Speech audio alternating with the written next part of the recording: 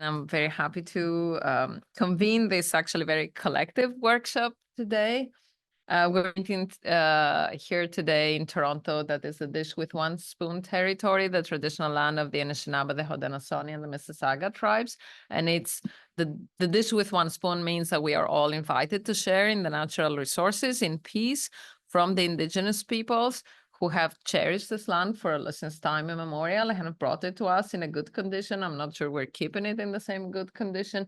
So actually the Dish with One Spoon message reminds us of our responsibilities also towards the people that were here before us and the generations to come.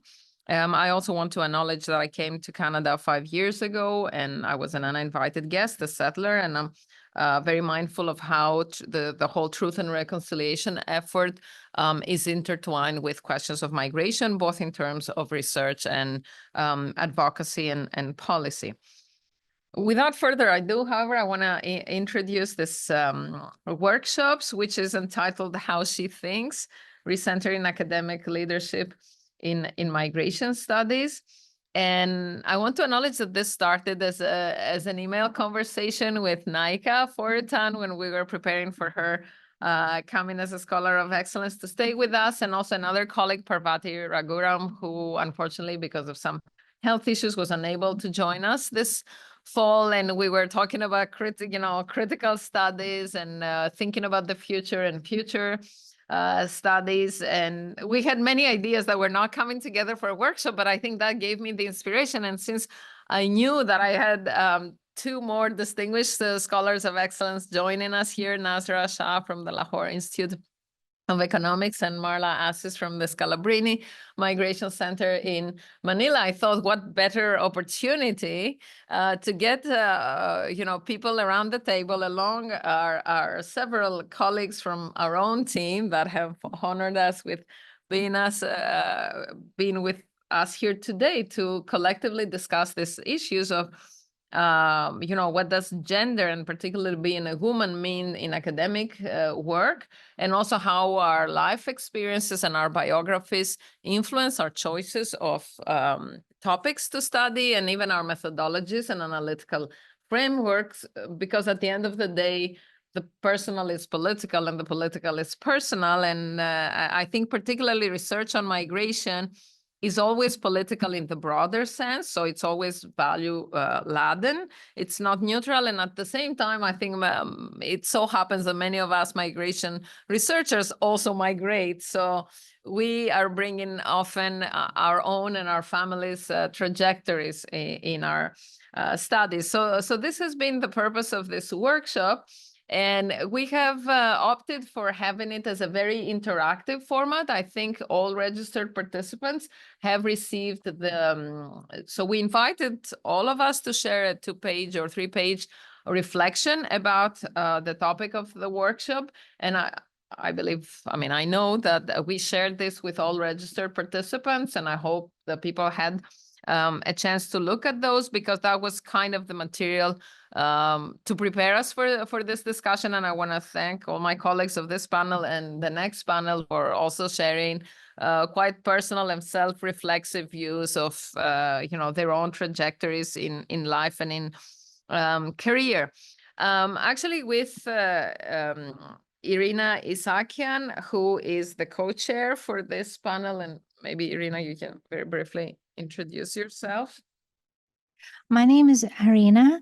I'm originally from Russia, but to be more precise, I would say I'm originally from the Soviet Union, the country that does not exist anymore. So you can see this time-space compression. When they ask me where I'm from, I'm saying I'm from Russia because it's more fashionable to say this way, and because no one now remembers what the Soviet Union is. But I think it would be more legit to say that I'm from the Soviet Union, because as they say, you can take the person from the Soviet Union, but you cannot take the Soviet out of the person. So I was lucky enough to live through this transition, so I can compare two different cultures and two different epochs. Yeah, thank you very much. So Irina, who is a senior research associate at the CERC Migration, will co-chair this panel. And as usual, the co-chair is looking at the chat, the Zoom chat. So a warm welcome to all our our colleagues who are joining online.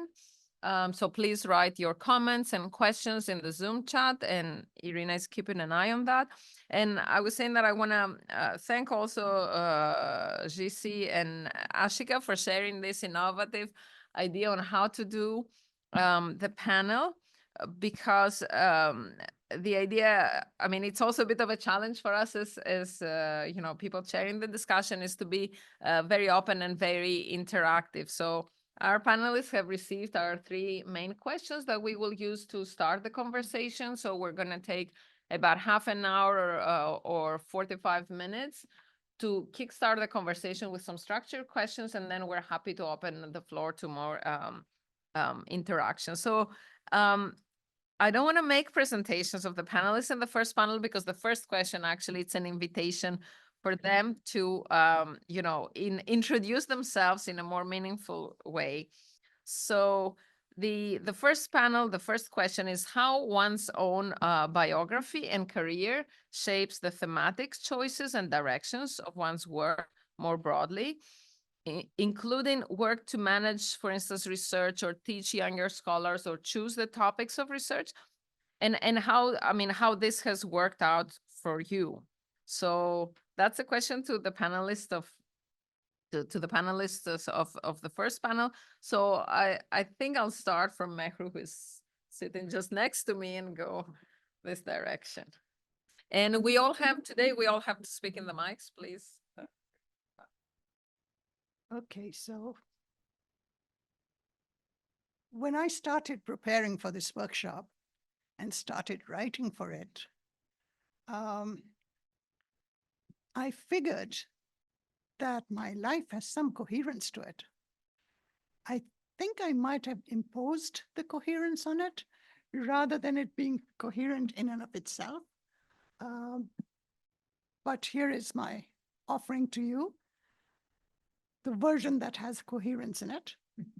So gender and mobility are 2 threads that I pulled out from the tapestry of my life. And fortunately, I found a photo of a tapestry, which Jessica will show you in a minute. So when I looked at these 2 threads, these were the threads that were given to me. And I played around with them in various ways. And now that I'm towards the last part of my life, I figured that there is some pattern in them. And the pattern became visible to me only because I was given this invitation. So thank you. Otherwise, it would have been as chaotic as it actually was. And the 2 things that I pulled out of that, next slide, please, Jessica, were kind of coincidental. Gender, it was based on an accidental pairing of my chromosomes. And because of my gender, I was assigned by my family, by my community, society, roles that I had to play in various arenas.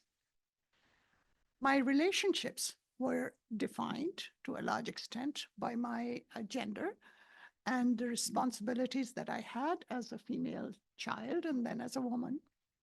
And along with that, the restrictions that were imposed on me because of my gender.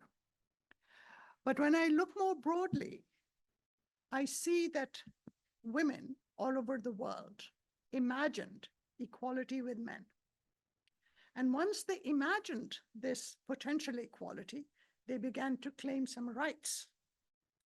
And although we have made some progress, we're not there yet, but we have made some progress, and that is also something to acknowledge. The second thread that I pulled out was that of mobility, and that's related to my mobility. And you will have this story, my narrative, in your computers or on paper, etc. So that story you can read, but what I found was that because of my mobility and lack of mobility, I and others like me are assigned a national label you are from. When I heard Irina speaking, I was reminded, where are you from? And I find it very difficult to respond to that question because I have been so mobile all my life. But the national labels are imposed on us, and then we have to work with those national labels. Unfortunately, along with the national labels come boundaries, and the boundaries for different people are different because of their national identities. And I have lots of questions about the term identities anyways. But we have yet to imagine freedom from our national boundaries. And my belief is that once we imagined the freedom that we could have after we reject our national labels and boundaries, the world will open up to us. That's all I have to say. Well, thank you, thank you. Thank you, my friend. But maybe you need to also tell us, like, how did this inform, because the question was also, how did this inform your research, the directions of your own work? Partly related to my mobility itself, because when I came to Canada in 1998, my prior research had been about gender, about girls' education in particular. When I came here, girls' education did not have the same kinds of issues that I was grappling with in Pakistan, which is where I was working prior to my move here.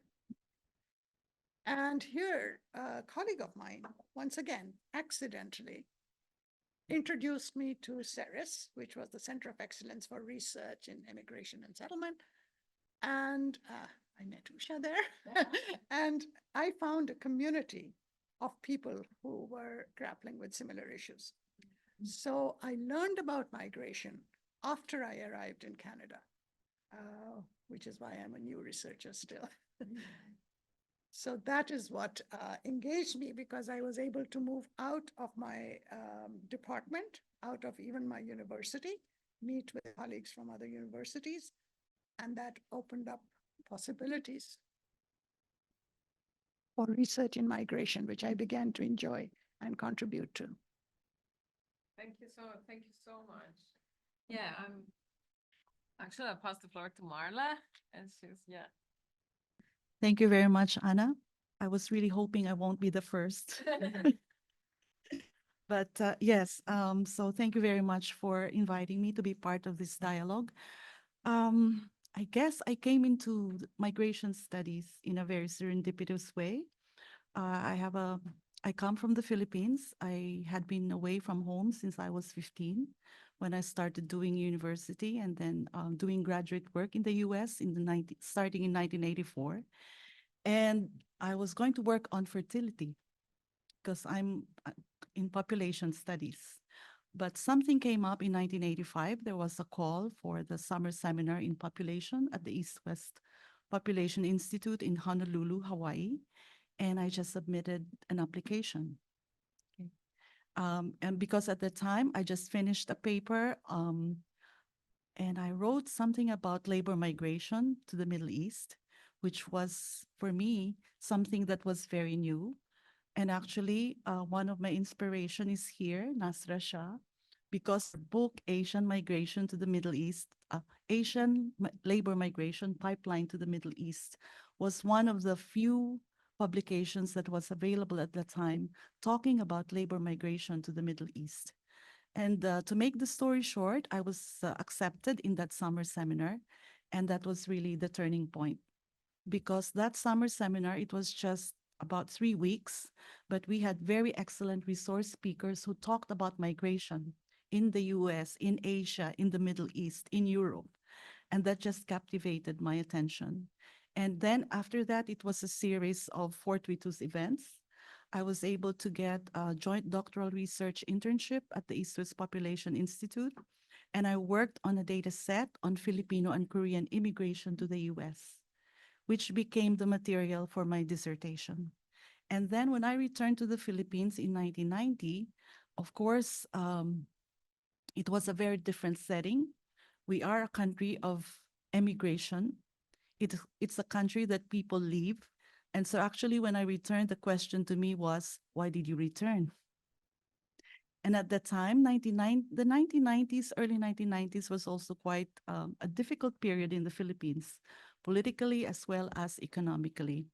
And in the Philippines, of course, I could no longer continue working on Filipino migration to the US because labor migration was just staring me in the face.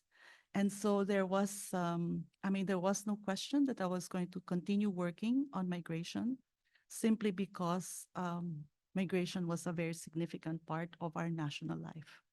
And so I actually started teaching at the University of the Philippines, but at some point I made a change in the direction of what I was going to do. And I became affiliated with the Scalabrini Migration Center. And because it is a center that is dedicated to migration research, everything from then on was really about migration. We got to do a lot of work on the Philippines, various issues concerning migration. So why do people leave? What happens to the families left behind? What happens to the welfare of children? What happens when people are in an irregular situation? So forth and so many. Just too many questions, but also because the larger context in Asia is also very challenging. And that's when I also realized that the context that we work in is quite different from the US context that I was initially familiar with, because in the US it was really migration for settlement. But in the context of Asia, it's temporary labor migration. Of course, there were many other types of migrations that were taking place, but labor migration was so central and so dominant. And then as you study the situation, you also observe that women are migrating in large numbers, and women are concentrated in specific sectors. And so somehow it's like the phenomenon as it unfolds raises questions, challenges, as well as opportunities that call for further study. So I think in the early days, I was quite intimidated because when I returned to the Philippines, really, while I was sure that I was going to work on migration, I also still felt very insecure. And I guess also inexperienced because I did not really have a lot of immersion with what was taking place. And so I would say that I grew in the study of migration in the company of others. So I really benefited from the mentorship of many people, both men and women. And I grew up really in the migration field by attending conferences. But, in the early years, like I was attending in my first conferences were with people like Graham Hugo and Stephen Castles. And I would say, oh my gosh, these people have already written books. What am I doing here? But it was really a very good learning experience. And actually, I also met a lot of women scholars in these conferences. And in a way, I would say that maybe we grew up together. So I hope they won't mind if I mention some of their names, like Tasneem Siddiqui from Bangladesh, Brenda Yo. We were together in the early conferences. And so now when we would meet each other, we would say, in the past, we were among the young ones. But now, it's really the other way. So I really value those types of learnings and exchanges. And I think, I guess, I think the lessons that I learned from those experiences is that learning is really a dialogic process. So it's not really from only the senior ones to the junior ones, but really it's all around. And I would also say that I really learned a lot in doing migration studies and also being involved with research participants. Like, for example, in my various interviews with migrants, I never thought before that, religion would be important, but it's actually an insight that I learned from my conversations with many migrants that spirituality, belief in a higher being, helps them cope with the many challenges that they face. I mean, on my own, if I would just base it on the academic literature, it's like there was not much mentioned before about religion, okay? But from my conversations with migrants, it's something that I cannot ignore, okay? So, and then also part of the work that we do at the Scalabrini Migration Center is putting up the Asian and Pacific Migration Journal. So that was launched way back in 1992. And we are very happy that the journal has survived up until now. When I was doing my graduate work in the 1980s, mid-1980s to 1989, there was only one journal, and that was the International Migration Review. Okay? And I also grew up with the International Migration Review because I never had a course in migration. So it was basically the summer seminar, International Migration Review, and also being able to be in a company of scholars who really cared a lot about younger people. So I give my respect and appreciation to Jim Fawcett, who was the principal investigator of the Filipino and Korean migration longitudinal study that I became part of. Okay. And then I was also inspired to work on women in migration because of a special issue in the International Migration Review, 1984. And I was so happy, I think about 1990s, that I got to meet Mirjana Morok-Vasic. And I really behaved like a fangirl when I met her. So it's, yeah, so that was basically the trajectory of how I learned and grew in this particular field, and still continue to grow also, being nourished by the scholarship of many other colleagues, as well as really learning from the different stakeholders that we meet, no? Because in a way, I'm not, the center being an independent center, we are not part of the university, but I guess the exposure that we have is also meeting with different stakeholders, governments, local governments, civil society organizations, migrants associations, trade unions, recruitment agencies. So I think from all of these encounters, they were great learning experiences. So thank you. Thanks so much, Marla. I also want to say I also had, I mean, I don't know how many people know this article. It's called Birds of Passage Are Also Women. Yes. And I also remember meeting Mirjana at some point and behaving like a fun girl. And I think she was annoyed because she was like, I've written other things afterwards, but why aren't people? But okay, that was, I mean, and she did do very interesting work on East European migrations to Southern and Western Europe in the 90s and later, which were also on gender, on women. But yeah. Yeah, next we have Nika. Thank you very much. I also have to say that I really thank you for putting up that interesting format, because coming from German social science, it's like we learned through all our way never to put even the I in an abstract. So it's just the idea that you only can be somehow objective if you just don't talk about yourself and don't mingle in your biography. So I learned a lot since I am here. Especially I learned about autoethnography. I even didn't know what this was when I came. So I have heard about, but I can see that a lot of you are doing this work, and I'm very unhappy that I will miss your workshop, Alka, because yeah, I already figured it out, but I'm going to be in the plane at that moment. So maybe you grab it for me. Yeah, so therefore I just, when starting to prepare for the workshop, I just learned a lot about it. I'm not going to read that out through, but you asked like how our own biography and career shape the thematic choices and directions of my research. And I started with my with thinking about my childhood and me raising up in Iran during the times of the revolution. And I connected that very much to my work on hybridity that I've been doing later on, because something that very much shaped my life was my family being part of the Iranian Revolution, being very much in favor of the Iranian Revolution, but them all being on the communist part of the revolution, and then in the end being prosecuted themselves and having to leave the country, and even my uncle getting murdered, a lot of my family members being in jail.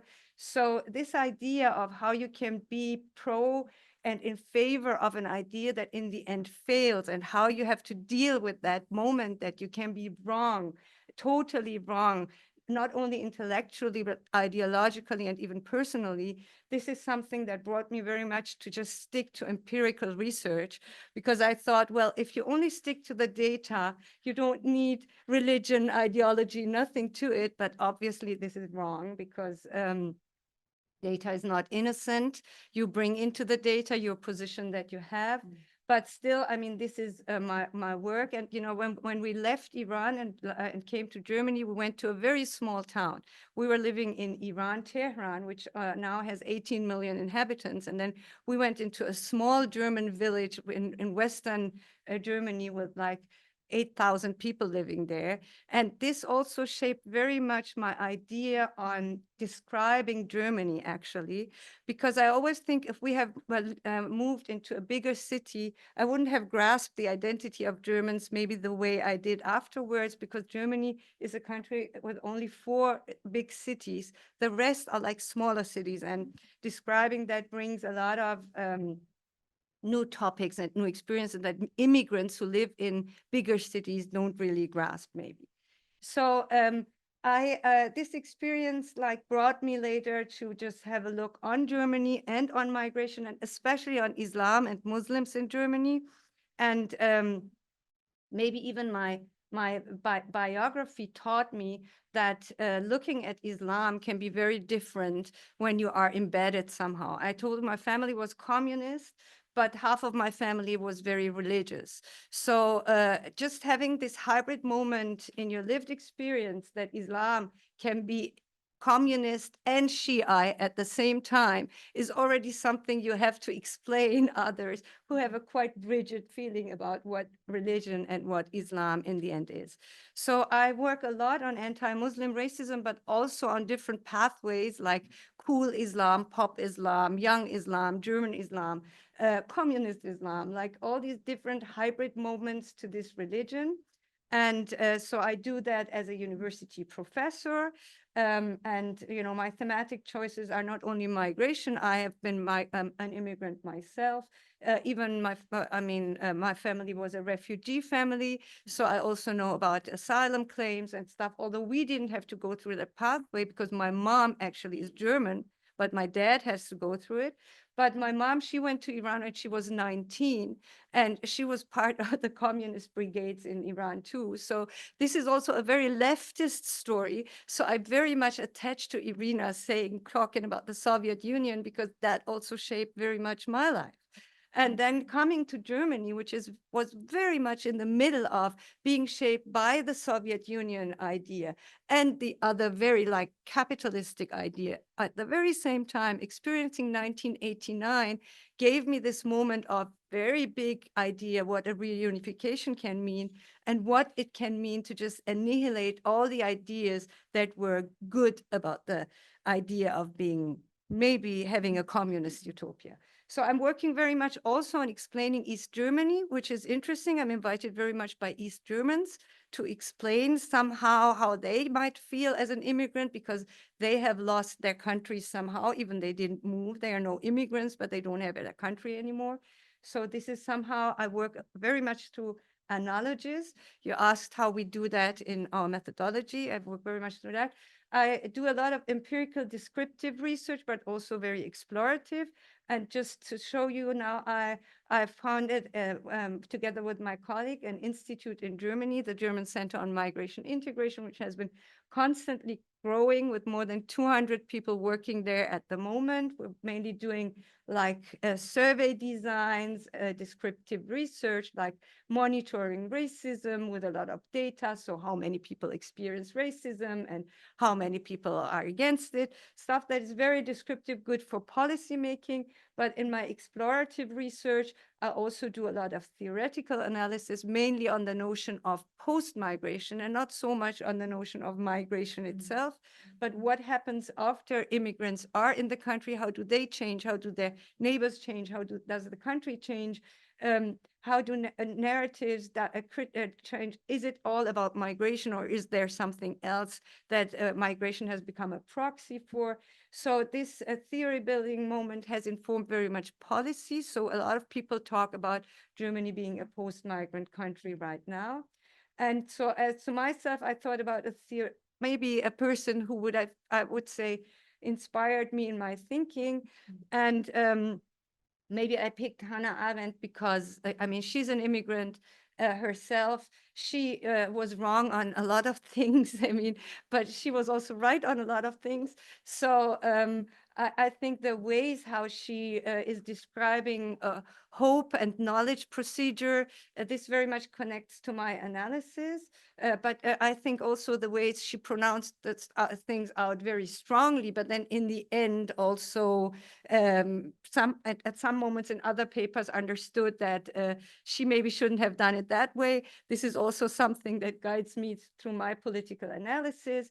Like in the empirical work, I work a lot on the fear of plurality, or of what we call plurality resistance in Germany. I mean, Germany is really very different to Canada. Plurality is kind of a thing people fear. And we work a lot on understanding that it's not only connected to migration, but it's obviously connected very much to Islam. So this is a paper we did, I did with my colleague Ralf Wölfer on understanding, like, it's mainly to show you how the descriptive work turns into analytical work, and how my research questions that are mainly shaped, I told you, by my biography, in the end turn into like descriptive and analytical papers. So I work a lot on migration as a proxy for pluralization, and I have published a lot on that. And the post-migrant knowledge production is mainly the idea of rephrasing societies after migration and asking questions like, is it really the rising numbers of immigrants, or is it the rising pluralization that leads to discomfort in society? Is it rising ambivalences and hybridization and blurring boundaries that is contested so highly? Is it maybe that democracies are so stable that people who have been there as vulnerable minorities asked to be part of it? And while they asked to be part of it suddenly, and they rise into their positions, we face those moments of rejections, and not because they don't fit, but because they fit so good or too well. So these are questions we ask because we observe them in our surroundings. And I say we, and I put it as an immigrant scholar we, because we experience that in our day-to-day life. And we see that these questions are not reflected in national surveys. And then we bring them to the table. Therefore, we have that institute, and then we operationalize it, and we make a survey data out of it. So maybe I'll leave it for here, and I can explore a lot more on this outgroup mobility thread and others later on.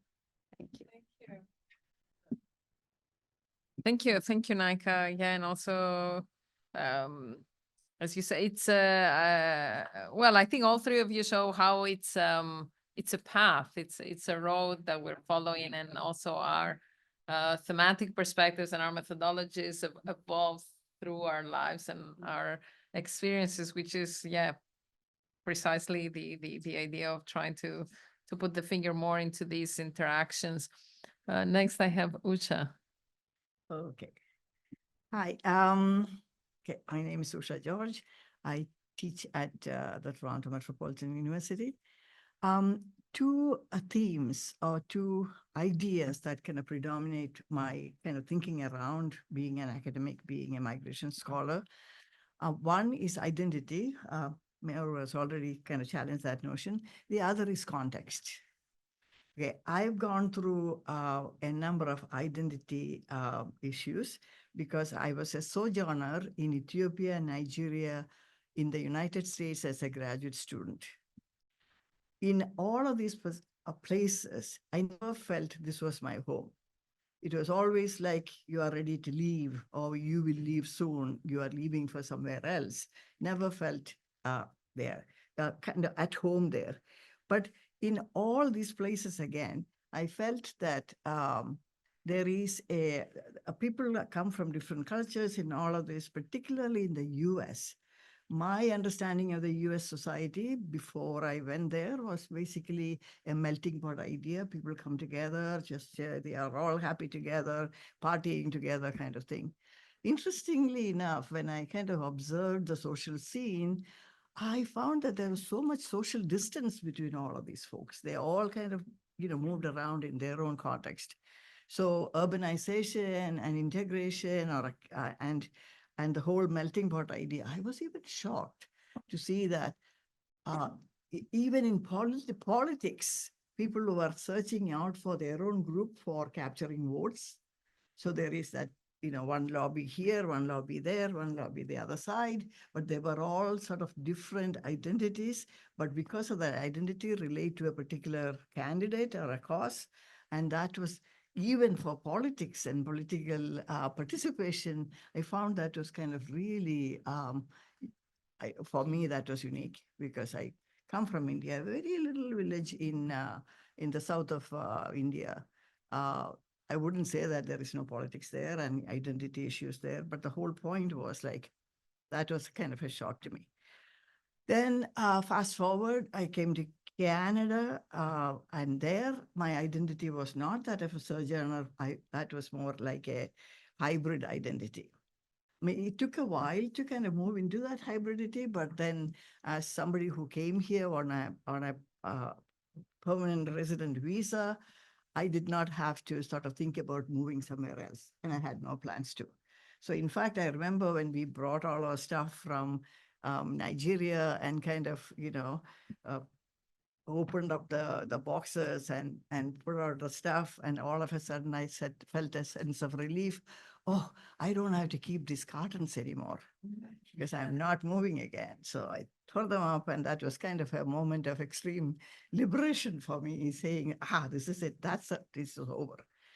So in Canada, then there is a lot to talk about, but the first 3 years, I worked in a community, in the community settings for 2.5 years before I was recruited to University of Toronto as an assistant professor in social work.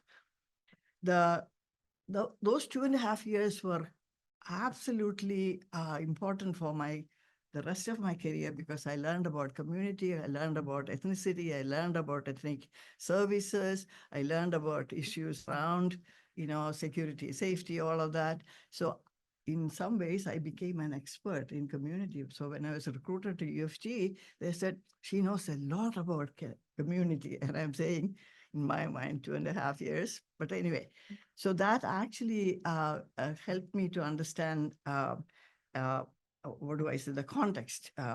So as someone who is now in Canada, not planning to leave, but constantly sort of asked a question around where are you from, but really where are you from was an interesting, I had to take into consideration how, or think very clearly as to how I can be very polite and say, I'm a Canadian citizen. Yeah. Anyway, the two other sort of, what do I say, directions or concepts that I played with all the time was my interest in academic leadership and then research. A lot of people kind of separate the two and say, once you become an academic leader, academic, what do you say, administrator, you're not doing research anymore. You are kind of administering. For me, it was a natural choice. Of course, most of my research I'll come to that later, that it was a natural choice. I said academic administrative leadership does not mean just administering, pushing paper or sending emails, but it had to be to promote the research agenda of our own faculty members. And my positions both at UFT and more so at TMU, where I joined as a dean of a faculty of community services, which had got 9 schools, 6,000 students, 200 something faculty members. TMU or Ryerson at that time was not known for research. In fact, my own faculty members in the faculty used to tell me that, oh, we don't do a lot of research simply because we are practice. I said, wrong idea. I didn't say wrong, but I said, no, we need to think about that. Because we have to practice on in our findings so that we'll see what works and what doesn't work, what changes you can make to policy and practice. So research is very much a part of so I was excited that when towards the end of my 2 terms, when I was asked to become interim vice president for research and innovation, I thought to myself, that's a kind of an acknowledgement of my contribution to research, not only academic leadership. And then, of course, CERC was a part of that what do I say, beginning. But at UFT, most of my research was about newcomer settlement, simply because there was one, immigration and newcomer issues were very much in the context, and there wasn't anybody at the university, at the faculty, was doing work in that area.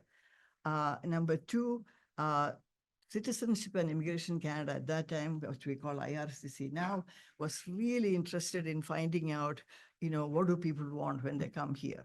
And remember, this is 1994. Up to the whole of 1990s, I would say, many new groups were coming into Canada. People came from Afghanistan, Iran, Iraq, former Yugoslavia, Africa, where else? So China, Mandarin-speaking people. Until then, it was people from Hong Kong. So there was all these groups coming, claiming that their needs for settlement are very different from the other group. But then I also got an opportunity to actually study all of these groups. I was successful in applying for grants and getting them. And then I found that everybody wants the same. Everybody wants housing, everybody wants English language training, employment, information about services. So you don't have to kind of study every group. We know this already. So in fact, I would argue that at that point in time, IRCC literally sort of left that needs assessment kind of studies, and they went into some other stuff. But I had to be, and social work at UFT was really insistent on doing social worky kind of research. Theoretical stuff was not necessarily, I wouldn't say celebrated, but how much of a good researcher are you in social work was measured by the program and policy implications that you bring about. In fact, I did a number of evaluations of our programs, and one of them is still alive in our schools, which is called the Settlement Worker in Schools program, Swiss program. It is still there. I checked the last time.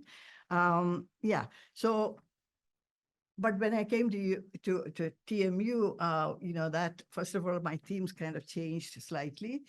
There was no need to do settlement studies anymore. You could literally then look at citizenship, which is usually after you come as an immigrant with PR, you then get citizenship. Everybody goes to get citizenship.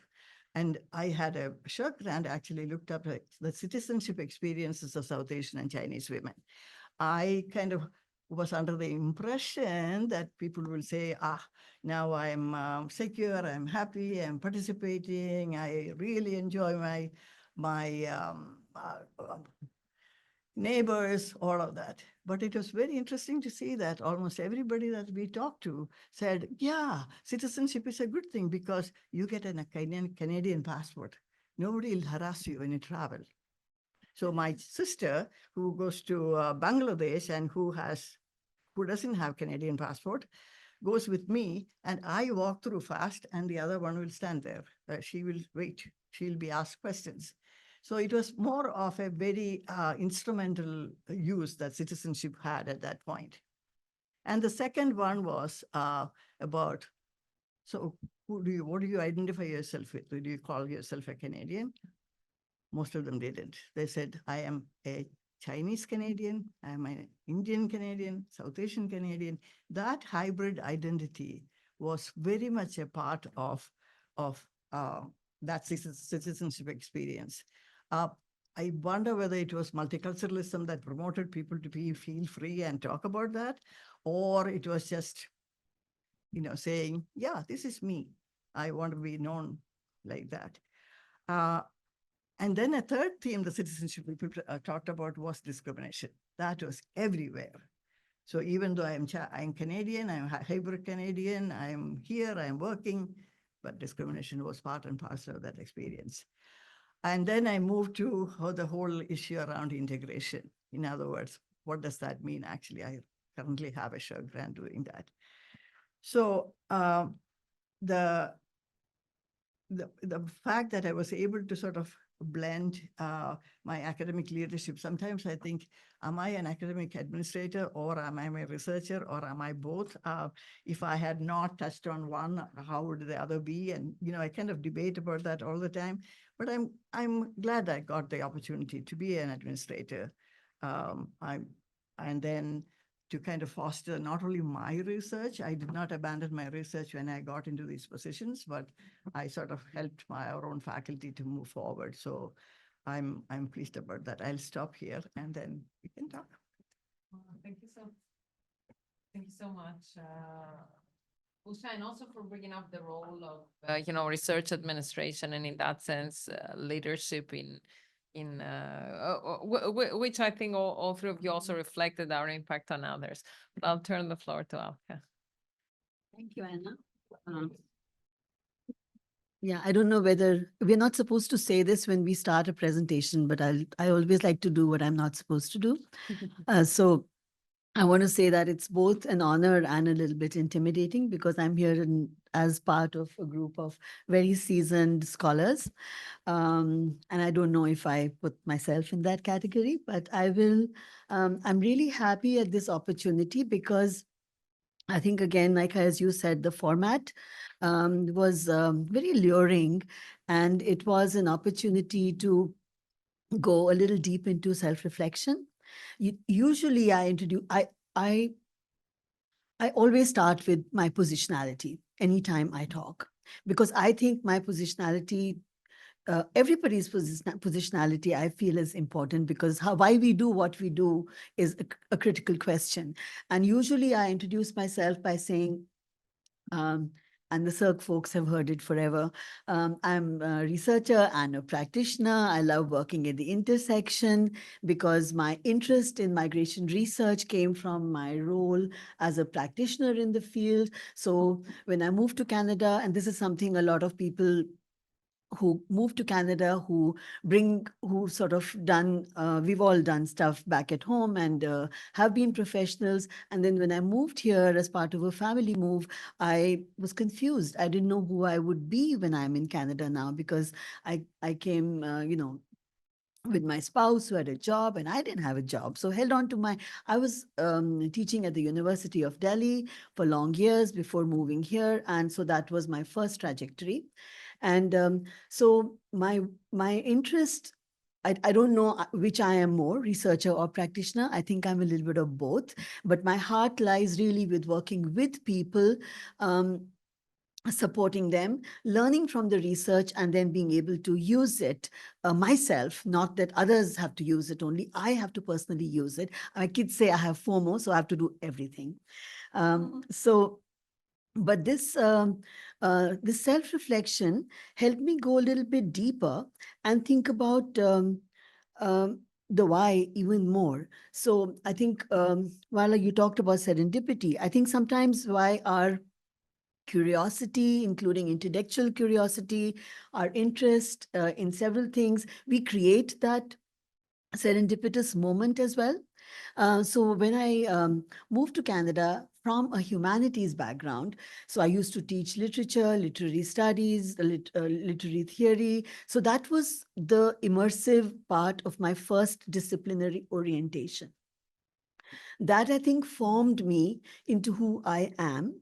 And so where did those pieces kind of and I also really liked what Meru said in her reflections about, what are the threads? What are the threads you have and how do you sort of use them? And in that sense, what are my threads? So my threads were some of these, the the fact that I was always interested in narrative and the sort of being part of literary studies gave me also that expansive imagination of an interest in learning from other people's stories.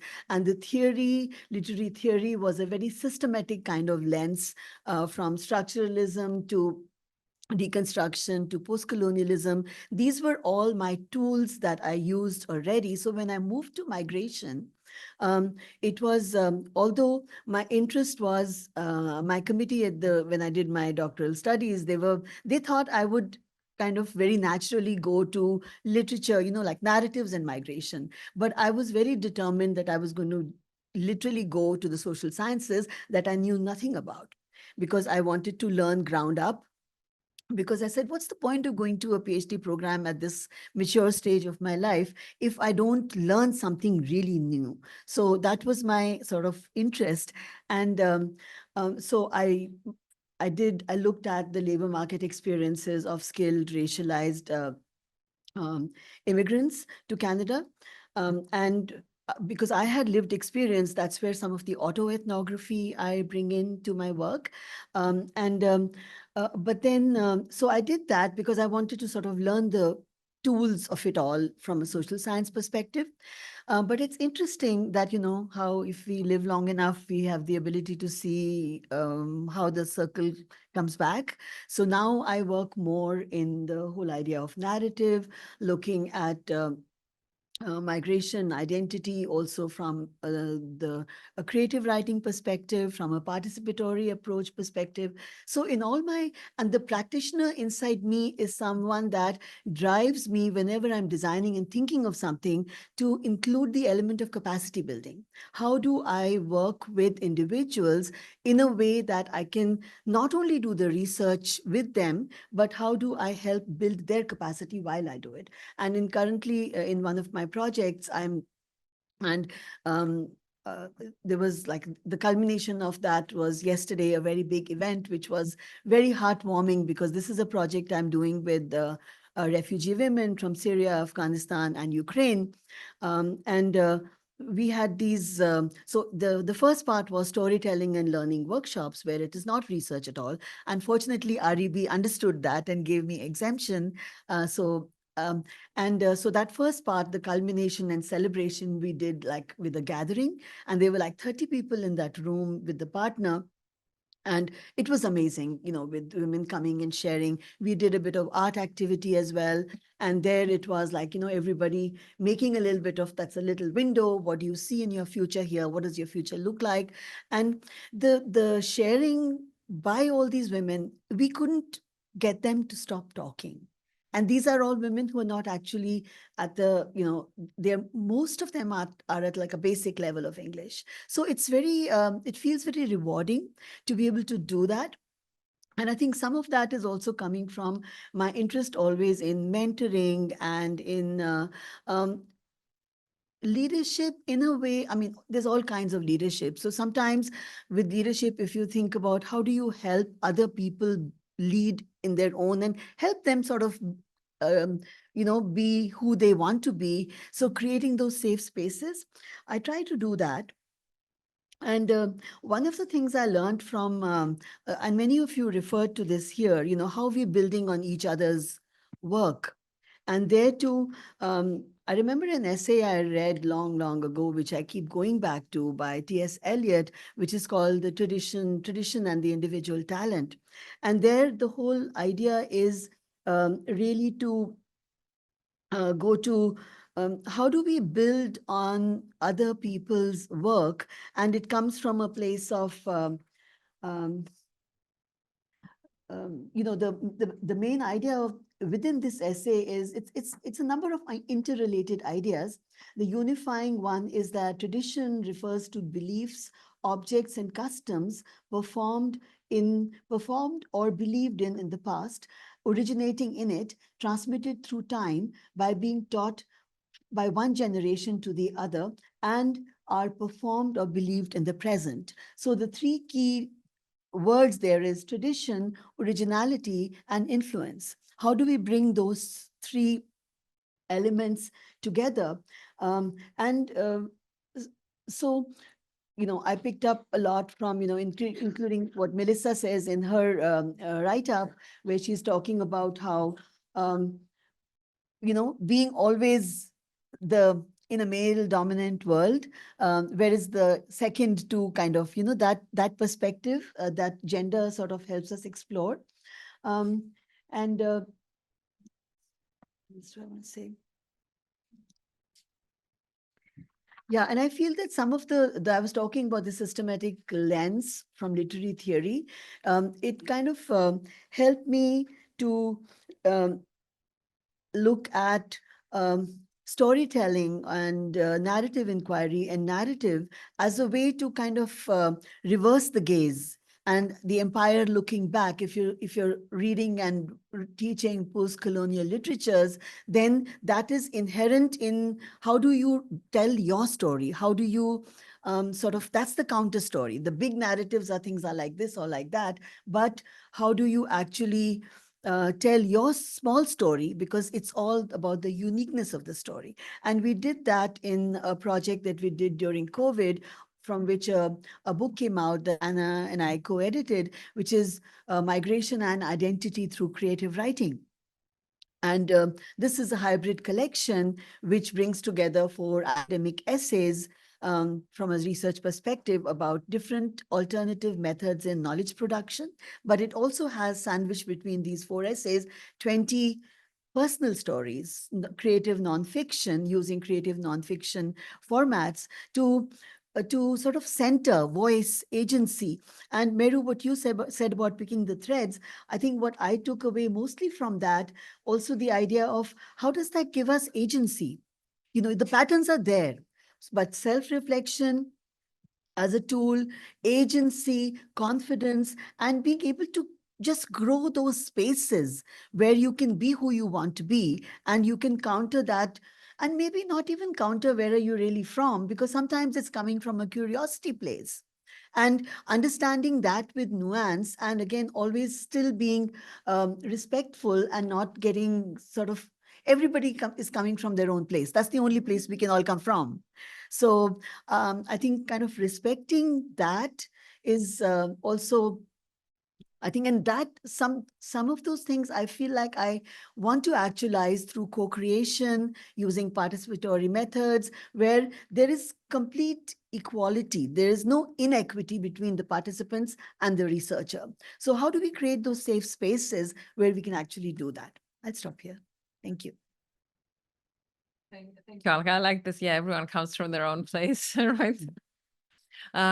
Yeah, I remember I was wondering whether I think we were wondering whether we're gonna need the 2.5 hours. I'm pretty sure we're gonna need the full 2.5 hours. Nazra, you're next. Thank you. First of all, it's lovely to be here and to kind of doing something that at a traditional conference, I would be writing a paper and preparing PowerPoints and then talking about, okay, this was my objective. And I mean, like we do. And so this is great. And listening to others' experiences, I mean, really helps me understand how the field develops.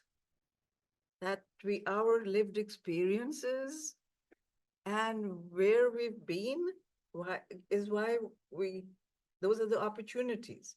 So for me, it was both a general interest in migration and the opportunities that I got to actually practice the field.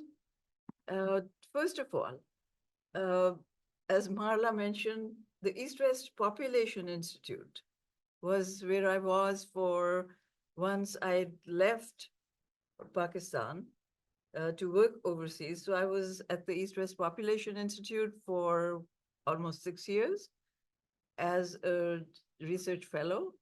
And one of the areas that got developed during that time was a focus on the Gulf. So that was very new. The process was very new, and research on the topic was very new. So that gave me an opportunity, along with Fred Arnold and some of the names that Marla mentioned, to actually, this was, I think, the first major book on migration to the Gulf. And so that has kind of, and I don't know, well, that wasn't, then it happened. I mean, luck takes us places.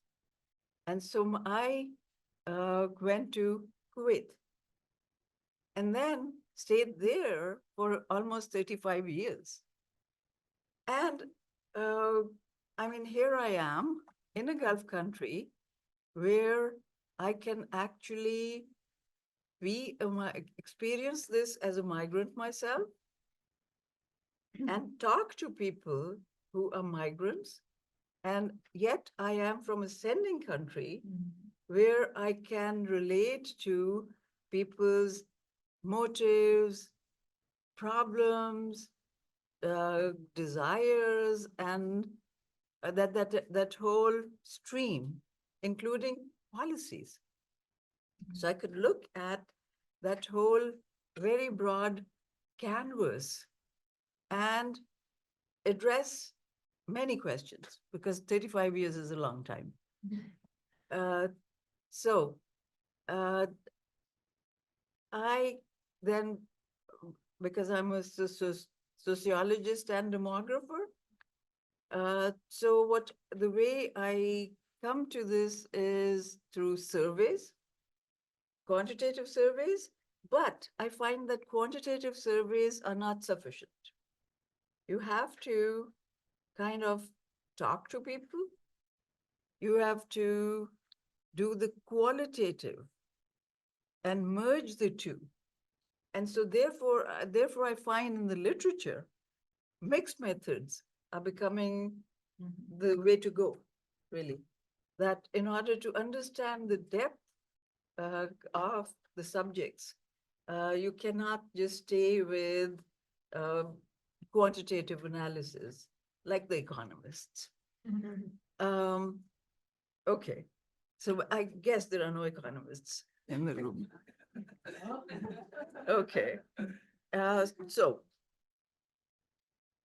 that's then one of the things that I had looked at several different themes related to migration, such as, okay, how the ability to have care workers in the home enabled, for example, older people to live on their own in a country which is very traditional, but there were these new living arrangements coming about where the younger couple did not want to take, or the older couple wanted to be on their own. And the reason that they were able to do that is because they were these domestic helpers. Many from the Philippines, from India, from a whole lot of different places, that enabled this. So I could explore those kinds of questions. Then one of the important things that happened while I was still in Kuwait and was that I was able to become a part of or actually one of the people to be in the leadership position in a program called Gulf Labor Markets and Migration, GLMM. And for those of you who are interested in the Gulf, I would recommend going to gulfmigration.org and taking a look at that website. So for the Gulf, because one of our issues was that for most countries, if you look at the total picture as a whole, you're okay. But for the Gulf, it's it's unique in the sense that in places like Qatar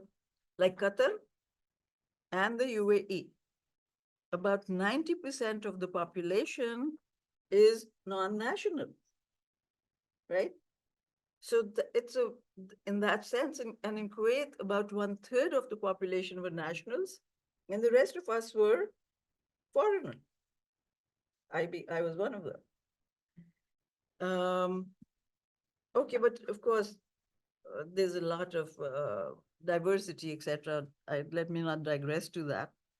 Okay, so while of all the topics that I have looked at in the migration field, one of the most, what I find, one of the ones that I find most challenging is irregular migration.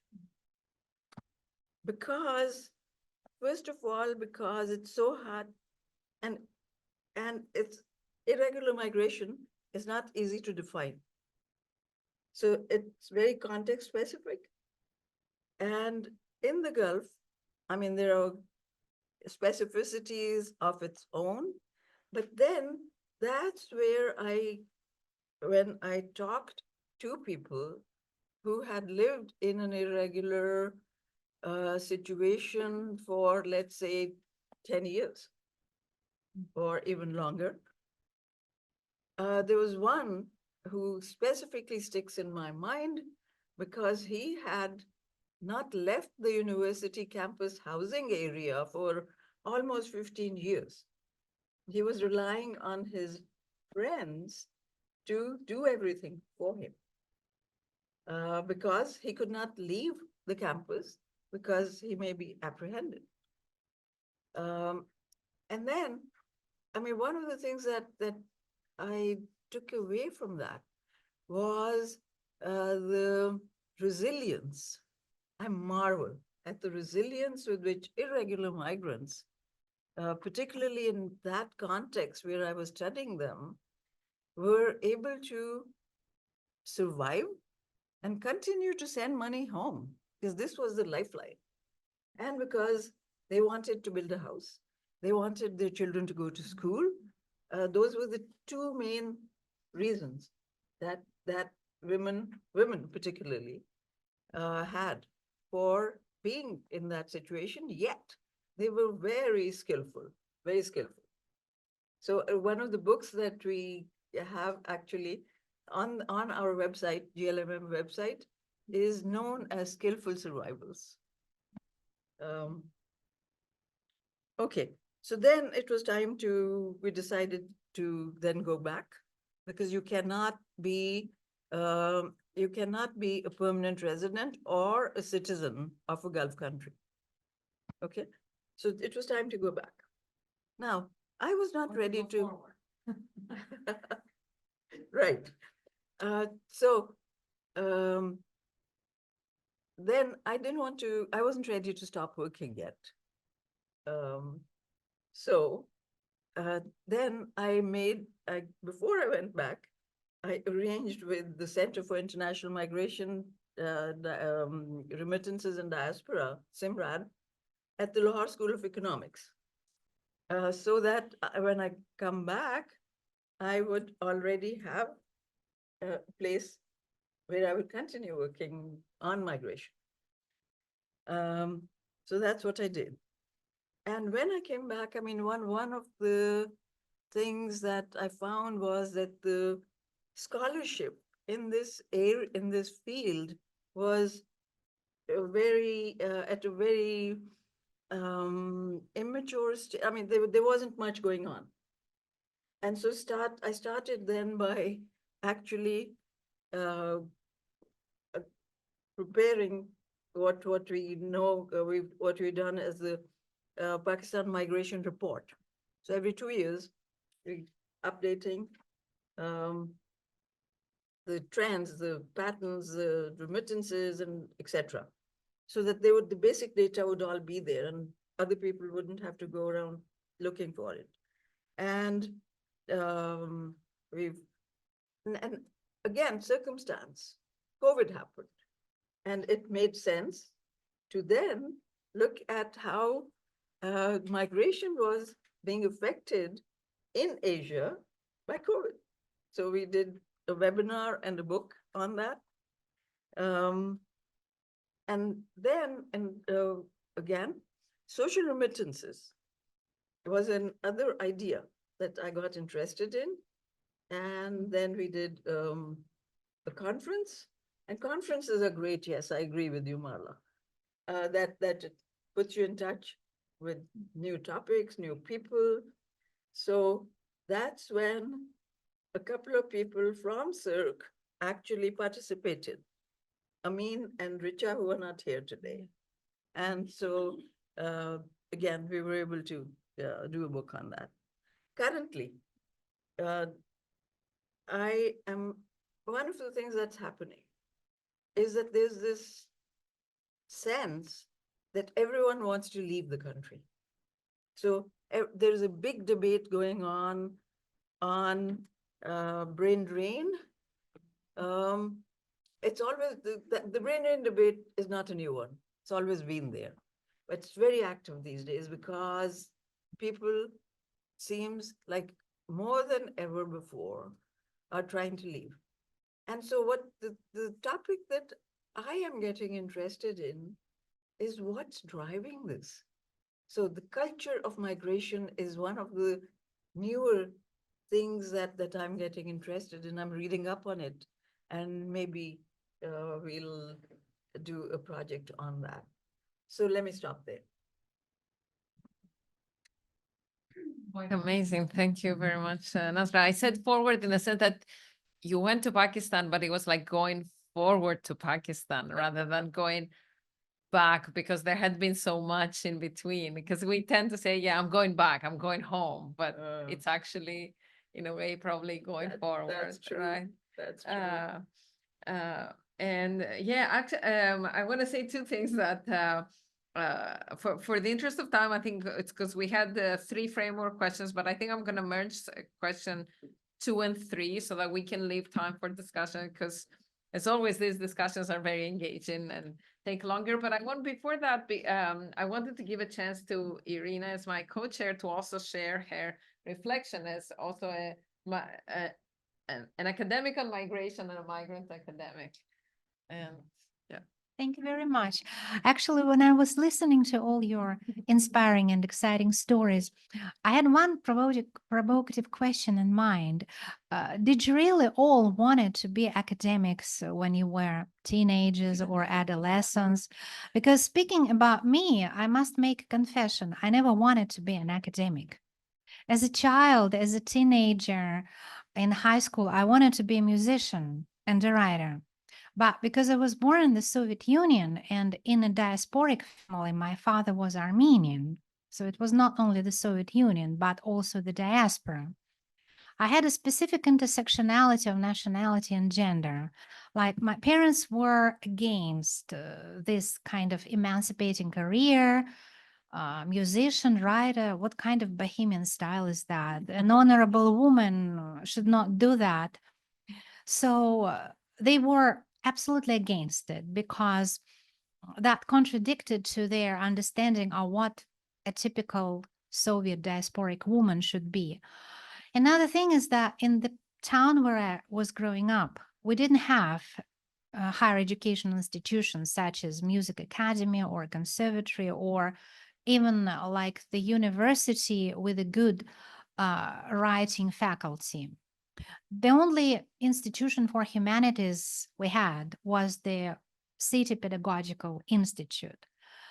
And actually, they persuaded me not to pursue this bohemian career. Like I was scared, like all horrible things happen to girls who go to big towns. I'm not sure if it is true or not, because the Soviet Union was full of crime. Maybe it was true, maybe it was not. But somehow I was intimidated into agreeing to matriculate in this pedagogical university, and which also had a nickname of the Bride Warehouse. And when I was studying there, I didn't like the course of studying, the course of studies. Just imagine an aspiring musician and a writer is asked to study methodology, how to teach children in rural schools. And actually, especially when I was told, just forget about your stupid creative ideas of writing, write about homeland, party. And of course, I started to do that. And this is where I lost for some time my interest in creative writing.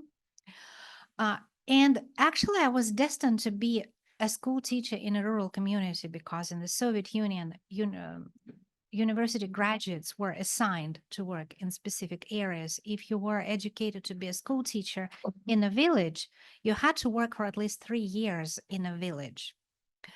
And after that, of course, you understand it would be very difficult to come back to the normal career if you don't have any network, and networking was not easily available in the Soviet Union. So I was desperate, but I was lucky because at the time of graduation, the Soviet Union collapsed. And this designation to mundane working places was abolished. So we were just said, go and find jobs where you want, where you can.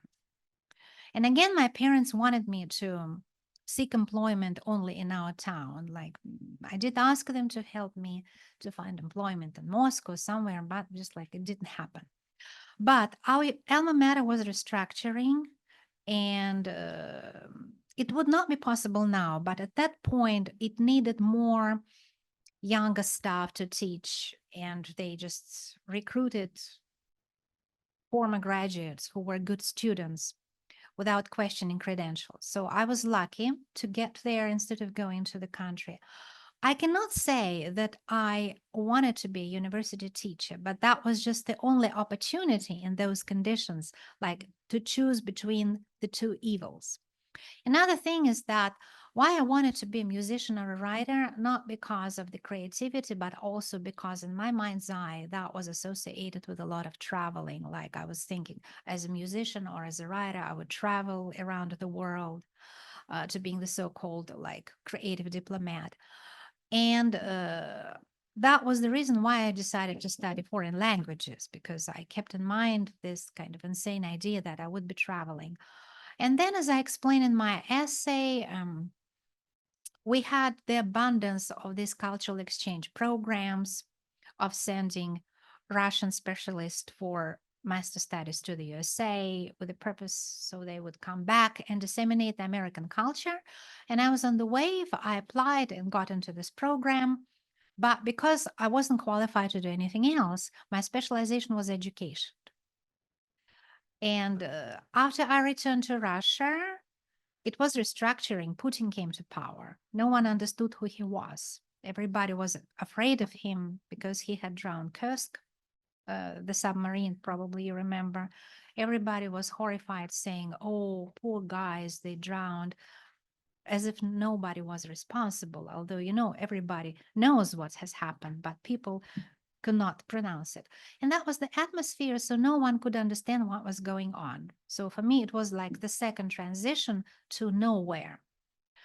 And then I was applying as a private student for a scholarship to pursue PhD in various countries, and got to the University of Edinburgh in Scotland because that was the most beneficial scholarship with the best tuition fees. Again, that was choice. That was not choice. That was just like an opportunity. My agency was on the null level. And at the University of Scotland is probably where my reorientation to the migration scholarship began. Because my supervisor suggested, since you are an academic, why don't you try to explore the academic diaspora? And I was studying Soviet academics who migrated to the West. And this is how the theme of migration came back to my life. And actually, my experience of diaspora, of being growing up in diaspora, the intersectionality of nationality, this kind of very complex nationality, Russian, Soviet, Armenian, and gender, woman, and also the locality, big city versus smaller town. All this facilitated my scholarly interest in diaspora, identity politics, and interpretive biographic research in the modernization of this method. To be honest, when I started my PhD, interpretive biographic method was at the embryo stage. And that is what made me so interested in it, because this is where I thought I could realize my writing potential, creative potential, explore, elaborate this method, because I saw a lot of potential in it, although people around just didn't believe in it. And that took several years of my life to develop this idea. So you see this kind of painful, failing childhood experience eventually had led to my methodological orientation. And I think it's very important. And also because my interest in interpretive biographic research is inseparable from identity politics, because when you focus on migrant biographies, you think about their identity work, because the purpose to do interpretive biographic research is to study identities, how identity work, the microsociology of identity. And vice versa, if you want to understand the identity work, you should look into biographies. So this kind of painful, fluid, dynamic experience of trial and error had led to my focus, to my scholarly focus. I would say that in the Soviet Union, teachers were also very nurturing. They were pesting students up to the level of a little bit of cruelty. I will make you learn. I will make you learn, even if you don't want. I will make a star out of an idiot. I don't want to hear you're tired. I don't want to hear about your private life. We experienced all that, and that actually affected a little bit our teachers' personalities. So I was always trying to be a harsh teacher in a way that I was always trying to find a way to to help students learn. And that maybe had shaped my teacher's orientation to, if somebody cannot do something, I will try to think how I can help this person, how I can find some teaching tool to make this person learn. And that actually worked because people were eventually very grateful when the teacher spends time with them, when the teacher just doesn't say, go to the library, write an essay, work on your own, but he sits together with the student and they think together, almost like like in the interpretive biographic method. You sit together with the research. So eventually all this had shaped my scholarly orientation. So I don't know if we're talking about leadership now or not yet. Maybe let's move, yeah. Okay, well, in terms, because in the interest of time, because we're already. in terms of past the- leadership, I must confess that I don't care about leadership. I know that in my country and also in the West and even in America, women are not yet as strong leaders as men. But for me, it doesn't make any difference, because my purpose was I always had this bohemian stance in my head. And sometimes people ask me, what do you think about? Actually, I never wanted to be a leader. I never wanted to be an academic leader. I just want to have a job, and that's it. A job that would allow me to survive and to do some creativity and come back to my old hobby. Honestly, it's not that I don't want to be a leader. I'm not interested in this opportunity. So for me, it's not an issue whether women are leaders or not. And as far as this, I think we're gonna move to the next Yes. question. So I'm sorry to, I mean, thank you so much. Yeah, thank you, Irina, for sharing. Yeah, this is also, I think very interesting on how, yeah, exactly our life experiences shape both thematic but also methodological choices. Yeah, I think we heard already about it, but that was a wonderful addition. So we are at 11:30 and we have another hour. But I think that was very rich, and it doesn't matter that we go off script and go beyond the time. I want to ask everyone, every one of the participants, in kind of 1 minute, give us a sense. I mean, a short answer to the question. because we had two questions in full transparency. We had two questions. One is, how did you see women academics leadership evolve through the last 25 years? And that was only for Nasra, Usha, and Marla.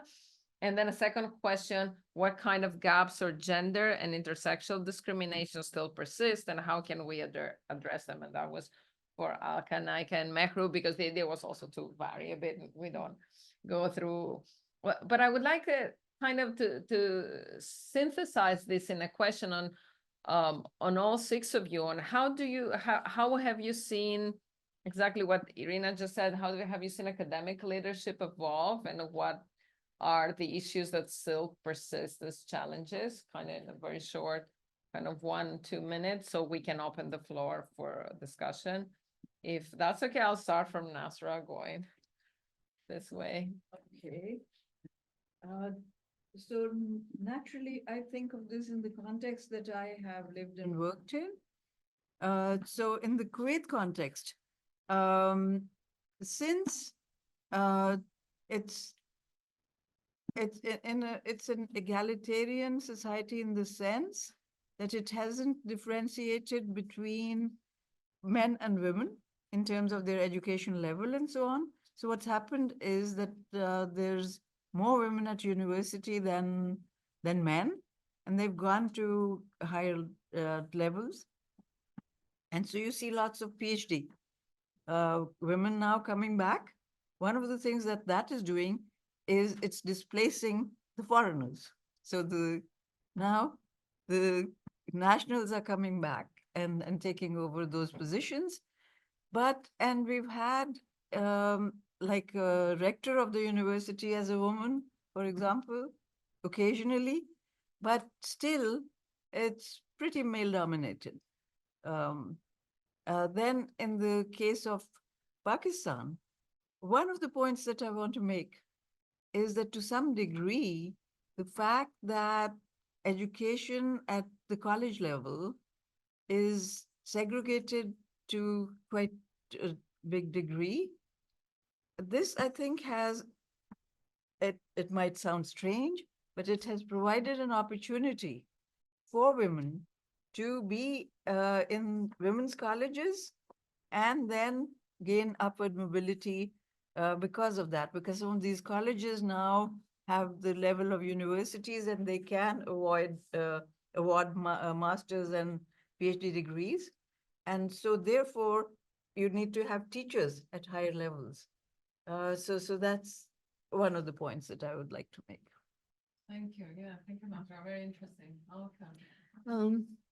Yeah, so I want to expand the idea of leadership a little bit and think about it in terms of what can each of us do in our own academic and other work and other societal roles where you can kind of lead with new ideas, lead with new projects, bring into the research design some of the stuff that we believe in, whether it's theory, methodology, in terms of academic research, and also help create spaces, I already said that, for more opportunities for for students, for younger researchers, and mentoring in a way that, like senior scholars are not keeping opportunities to themselves, but that I think expanding the whole concept of leadership, because ultimately it's about opportunity. How do we expand those opportunities for everyone? For instance, if we talk, the other point I want to raise, we talk a lot about equity, diversity, inclusion. And that became such a big topic during pandemic, very like mainstream. In our roles in the everyday, do we call out inequity? Do we work courageously with some of those contexts where we, it's also the bystander effect. If we're looking at something that, there's a racist scenario situation, how do you role model leadership? How do you actually do the things, walk the talk, for instance? So action, how do we translate, in other words, theory, all the stuff we believe in and talk about here and in more academic spaces, how do we take it out on the street? I think that's leadership. That in our own capacity, how do you write about it? Even if in whichever ways, particularly as academics, how are we writing about it and transmitting it outside? Communicating it in the mainstream space. I think those are ways to lead as well. If we expand that, the canvas of leadership through different models and then scale it, I think everybody is going to, it's a win-win scenario. Thank you. Okay, yeah, I want to make a distinction between, from my own experience in Canada, between research leadership and then academic administrative leadership. Research leadership, which is usually measured in terms of the different metrics we have, articles published, research grants obtained, all of that. I wouldn't say there is a gender discrimination. Intersectionality is really not part of it. Having been part of short review grants and short grants reviewer and so on, I know there is a push for staying as neutral as possible, as kind of inclusive as possible, all of that. So I wouldn't say in that space there is sort of the gender distinctions happen. But in academic administrative leadership, I think even though the administrative leadership is pretty much structured, it's creative, it can be authentic, but I think there is definitely I wouldn't say discrimination, but there is more of an inclination towards male leadership and less towards female leadership. So that gender distinction, even though it is not outwardly articulated, there is definitely what happens for sure. I will not rule that out. It's there. Yeah, I can only talk for the German situation, and what you're saying, Usha, is definitely true, and we can even measure it. Only 28% of professors in Germany are women, and more than half of first semester students are women, but only a good quarter of full-time professorships are held by women. So there is still a huge gender difference, and if you dig into obviously different disciplines, it turns out that like in engineering sciences, it's only 16%, but even in the humanities, it's only 42%. So there is still a gap. And I said, I am actually leading a German Center for Migration and Integration. This is a center which is composed out of 7 different centers. And I am the only woman in these 7 centers leading it. My other colleagues who are the leaders of the other centers, it's like me and 6 white men. This is actually also like this in if you go up into politics. So we had a social democratic cabinet right now that decided for gender equality, but we are preparing for the elections next year, which is going to be, as it looks like, a conservative cabinet. And the leader already announced that times of gender equality, I mean, he's going to just choose by professionality. So he doesn't care about having any equality, which implies actually women are not so professional. I'm not going to do the wrong things my predecessors did. So maybe this is just a glimpse to say we can measure it, and there is still a difference, and it is very much in academia, even though there the standards of people should be different. They embrace very much like emancipation and equality, but when it comes to hard data, we can see that there's still a big gap. Thank you. Again, speaking of context, maybe the Philippine context is a bit different, because actually the discussion in the Philippines as far as higher education is concerned is how boys and men can keep up with the achievements of women. So yeah, so in our context, and also actually, if I think of the migration scholarship in Asia, a lot of the people that I work with, a lot of the people that leads research projects are actually women. So in a way, I'm actually used to cooperating with women, and it takes me a while to learn the ropes and how to cooperate with the men scholars, because for the most part, yeah, it's a context maybe that's quite different, but but we do a lot of work though. So so that's the thing. I think what we have to, and maybe speaking also of my own experience, and I know the experiences of other colleagues, I think what I'd really like to also advise to younger scholars is also to be very careful, because in a sense, I think we do take up a lot more than what's expected of us. So maybe that's the unwritten rule. Okay. So that's why I ended one of my reflections that, I hope that we won't end up as exhausted women, because academic work is really very rewarding, but it can be very exhausting. Because I do realize that, being women, apart from the work that we do in the academe, apart from the work that we do as administrators of centers or project directors, there's the work that has to be done at home, the work that has to be done in taking care also of family relationships, etc. So I think that's what I would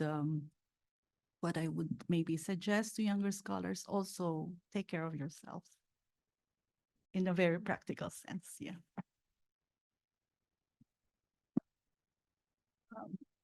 I think of academic leadership as making knowledge claims. And as women, I think we are hesitant or uncertain about asserting our knowledge claims. And that is the sort of imperceptible message that is received by others, especially younger people. So in my work, for example, my male colleagues were referred to as Dr. So-and-so and treated with respect, and I would be called Meru. And I was initially quite comfortable with it, but then I thought, hey, are they trusting me, believing me as much as my male colleague who is referred to in a much more referential way? So there's then the lack of trust and respect that we don't really care for, but it is important in the larger arena.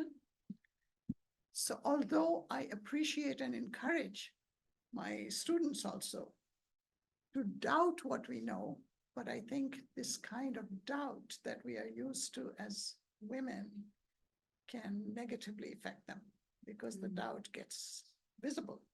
And then they see that if somebody is not asserting their claim in a way that men typically do, it kind of holds them back.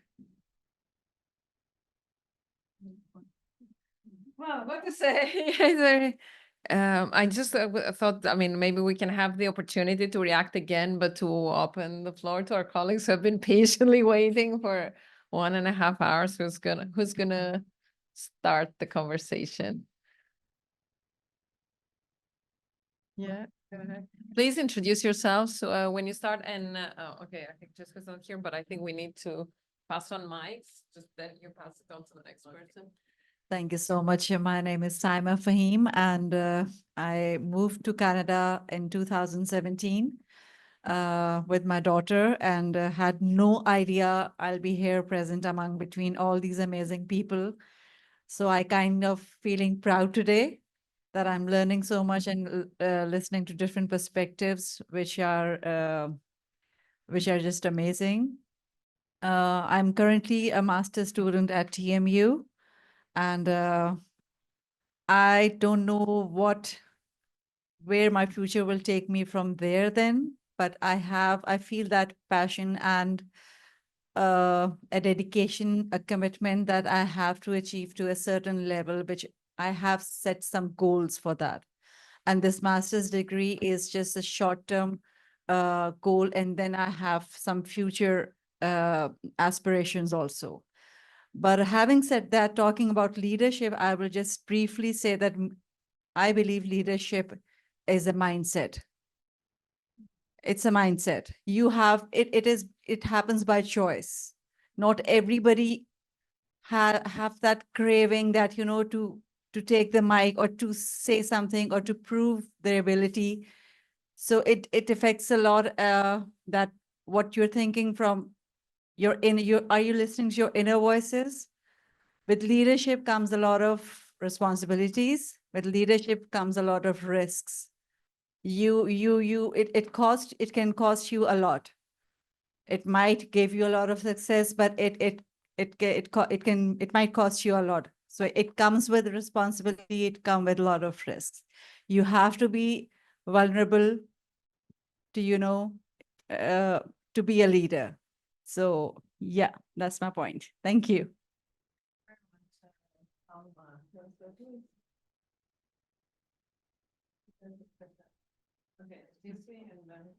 Thank you. Hello, thank you so much for the panel discussions. I found it really inspiring and insightful. My name is Juicy Zhuang, Associate Professor at School for Urban and Regional Planning, and also Academic Director of the Center for Immigration and Settlement here at TMU. My question probably I can open to all the panelists, but I might want to direct this question to Usha. Since Usha, you are the Dean of FCS, and I really inspiring to look at your practices and how the way that you integrate your research and your academic leadership as well as community practices in your career, throughout your career. And I think it's really inspirational. And I wonder, any advice for future, if you look forward to the future, any advice for all of us? And when it comes to academic leadership, what kind of things that if we need to take any actions, what would be the first thing you will give us the advice? And because I think leadership, it comes with many different interpretation. Anybody can be a leader. We are not talking about leadership. It's not about having the control, but it's actually generating impact. And so from your own experiences, and what would be your advice for all of us and looking forward when it comes to academic leadership? The first thing, the most important thing that we need to take action on. Thank you.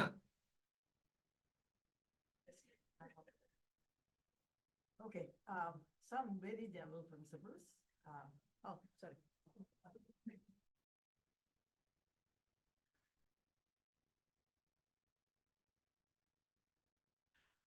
Some very general principles. Again, being in the academy, you cannot simply say that, oh, I just took this job because I had nothing to do. You absolutely have to love this job. You absolutely have to be committed to it. You absolutely have to pay attention and do the best you can to be the best, yeah. So that's one thing we need to think about. And then we have to think about all aspects of our jobs. 40% research, 40% teaching, 20% administration. I think you have to be an all-rounder in order to kind of project yourself as a committed academic. So that's one thing I would say. Secondly, sometimes there are opportunities for leadership that may not be so attractive, so sexy, but if that is required of you, just do it. If you can make a difference, do it. Again, you have to be careful about being, burnout, family issues, balancing all of those things. But the whole point is that, if I remember Saturdays were my cooking days because Monday through Friday I'm at the office, 7 to 7, so to speak, and then Saturday is my cooking date. But then there are reports to be written, surveys that I've done. What do you do then? So I tell home, this is no cooking day. Saturday I have to write. In other words, you have to be assertive in what you need to accomplish. That is extremely important. We women, for example, have this sense of guilt saying, oh my God, I didn't make anything today, or no new food. I'm not saying dismiss all of that, but I'm saying negotiate that with your family with a clear understanding. I will now, of course, you don't have to worry about tenure, but my pre-tenure days were like really intense, saying, look, would you like me to get tenure or cook another dish? So that's then the other thing is, I would say, be an authentic person. In other words, be real in what you do, genuinely interested in others. And then they call it the generosity of spirit, which is admiring other people, acknowledging other people for what they have done. So somebody gets a SHIRK grant, be the first to go and say, congratulations, I heard this. Not kind of in your mind thinking, I didn't get that. That is a very private thought. It should never come out, even in your mind, but just be genuine so that people then recognize your ability for, teamwork, ability for coming together, ability for acknowledging others.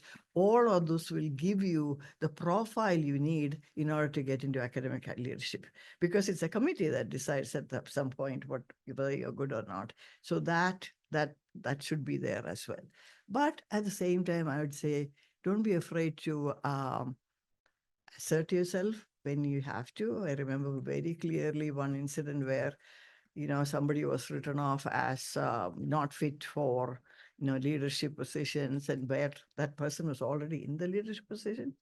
I remember saying that that's not a fair assessment. We have no evidence. We have only hearsay. We have to pay attention.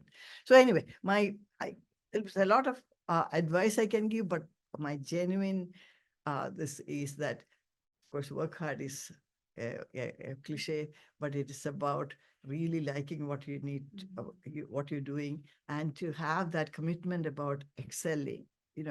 I remember when I got my first research grant at U of T, those days there was no, you don't get it on email, you get it on a mailbox.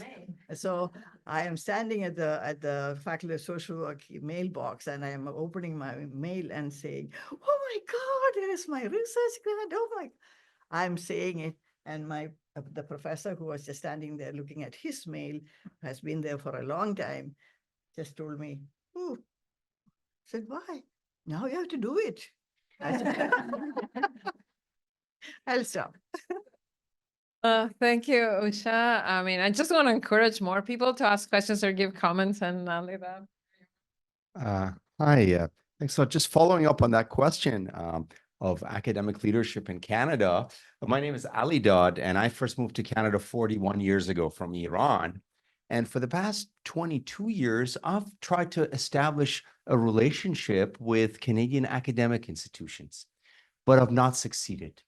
Despite having an academic background, and that's another long story, but the particular question is whether Professor George believes that to advance in Canada, whether you're a woman or a man in academia, you also have to observe certain rules. And among those rules, my experience suggests, and my experience may be wrong, is not offending anybody, not saying anything that might even be potentially considered controversial. Issues of disagreement, like let's say we disagree on what's going on in a certain part of the world. Is it true that in Canada, the best way to advance to leadership positions is to hunker down and not address those controversial issues? And in particular with Professor George, I know you've been in many leadership positions, and I've admired your work for decades now. At the same time, I've never read a single paragraph that you've written online, ever. And I'm wondering if that's another requirement of advancing in Canadian academia, is to just not write in a way that may galvanize people, say, well, this guy's actually trying to say something. He's actually, or she is actually trying to say that maybe Government of Canada could have done this better. And whether that's another thing to observe to advance to leadership positions in Canada, whether you're a man or a woman, of color or not of color, is to hunker down and observe and maintain Canada's, what I consider to be, culture of silence, which is don't write, don't put your knowledge online, don't you know, if you have an idea, share it, but don't put it online. So I'm wondering whether you agree with that too. Thank you, Alida. Is this a question for Usha or for everyone? Professor George in particular, this notion of advancing by not speaking, by hunkering down and not questioning anything, and that's how you advance in Canada. At least that's how I see it. Okay. Okay. I'll quickly answer so that I don't take up all the time for discussion. One, during the time I got into the academy, and then my focus was entirely towards tenure. So posting on social media, being part of Facebook and all of that was not in my list of priorities. Whether India went to war with Pakistan or the other way around, I had personal interest about talking about it, but my criteria was, if I am spending 2 hours of my time writing a blog, that's not going to give me tenure. So what is it that I need towards tenure was my kind of guiding thing. And the other thing is, again, you can disagree with people, disagree with all of that.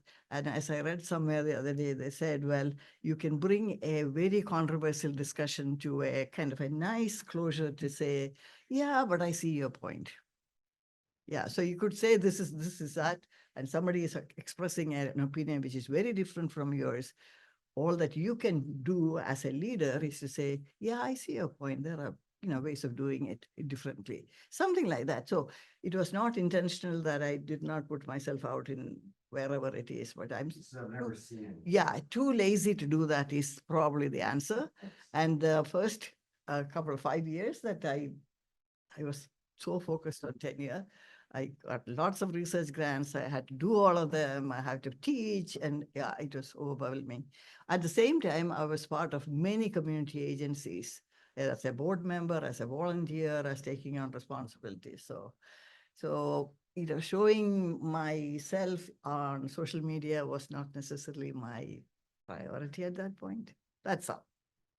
And mind you, having something about you on any of these platforms does not really give you the academic job that you earned. It's basically about your research interest, your contributions, and stuff like that. So even if you have a very controversial opinion, I don't think anybody is going to really sort of mark you down for that. That's what I'm saying. Usha, and I have done, and again, encouraging people. Okay, then. Thanks so much. I'm going to maybe rewind the conversation a little bit. Oh, Dan Hebert, visiting scholar here at CERC, normally I used to normally be at the University of British Columbia until I retired. But I will soon go back to Vancouver. Yeah, so I wanted to, I guess I'm not so interested in the issue of leadership because when I tried that, it didn't work very well. And so I'm not in that position anymore.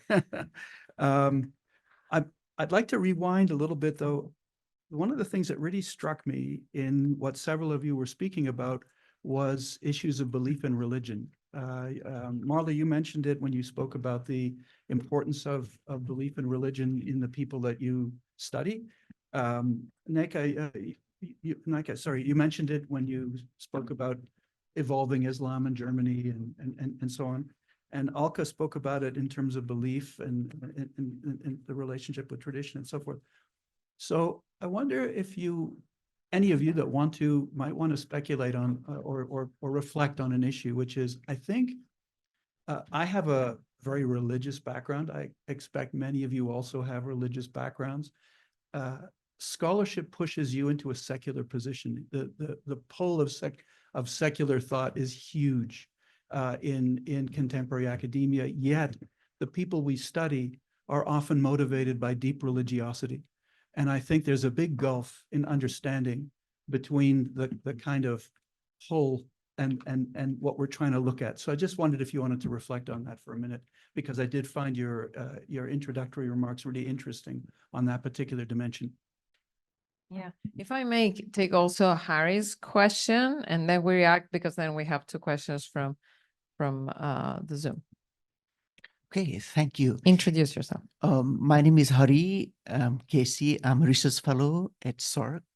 Thank you for your inspiring, for sharing your inspiring trajectories.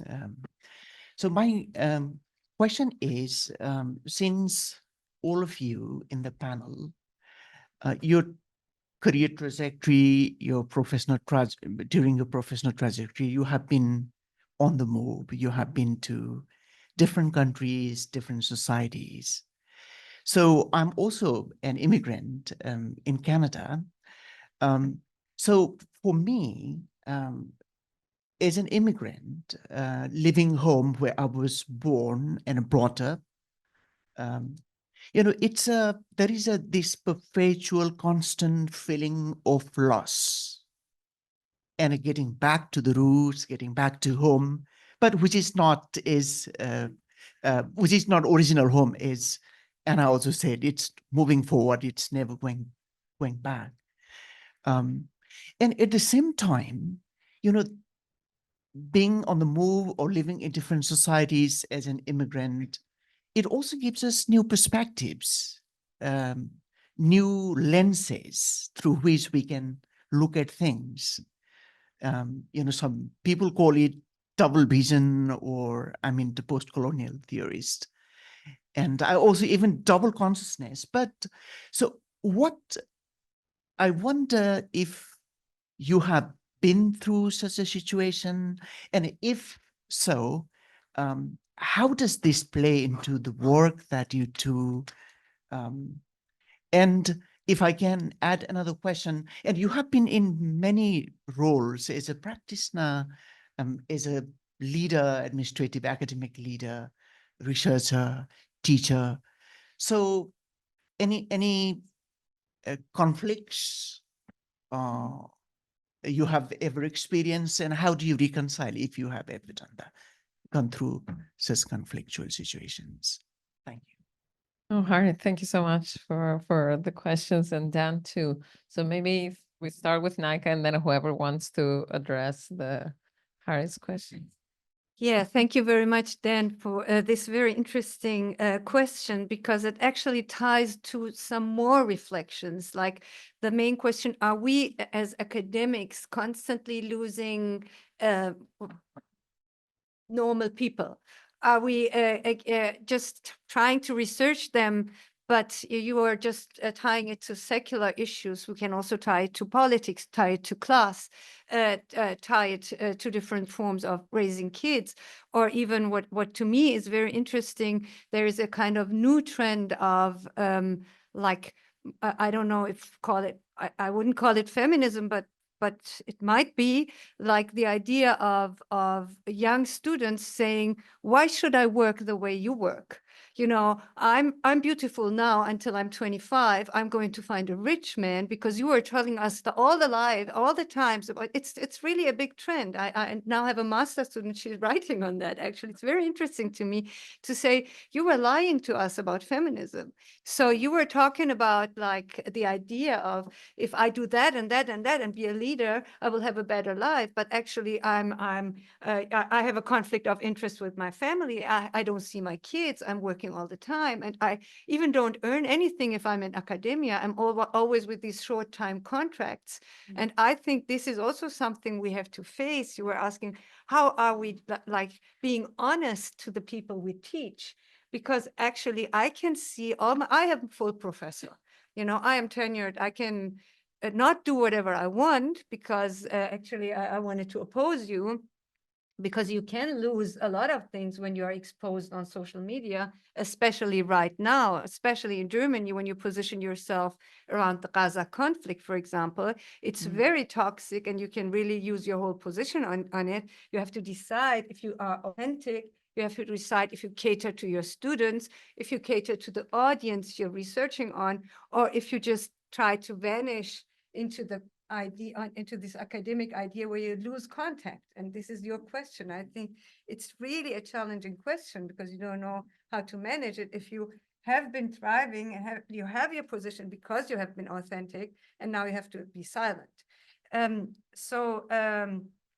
I think these are all very powerful ideas. How do we just address the needs of our constituencies, not as politicians, but as teachers?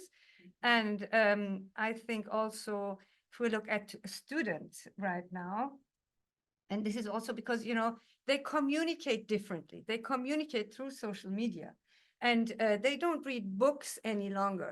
I can be angry and mad about that, but I have 4 kids. You know, they don't read books. So they listen to podcasts. They are on TikTok, all of them. They learn a lot through that. And this is something I am experiencing now. And this is also very challenging. What you said, how do we bridge the distance? How do we bridge the distance if we, in our realm of academia, have our ways of teaching, but they are a new generation, and this is a kind of adultism that we are doing towards them. Like racism and sexism, we are trying to stick to our old world while they have their new ones. They are more pronounced, they have a new knowledge, and we are the ones who don't know that, but we play the ones who know most.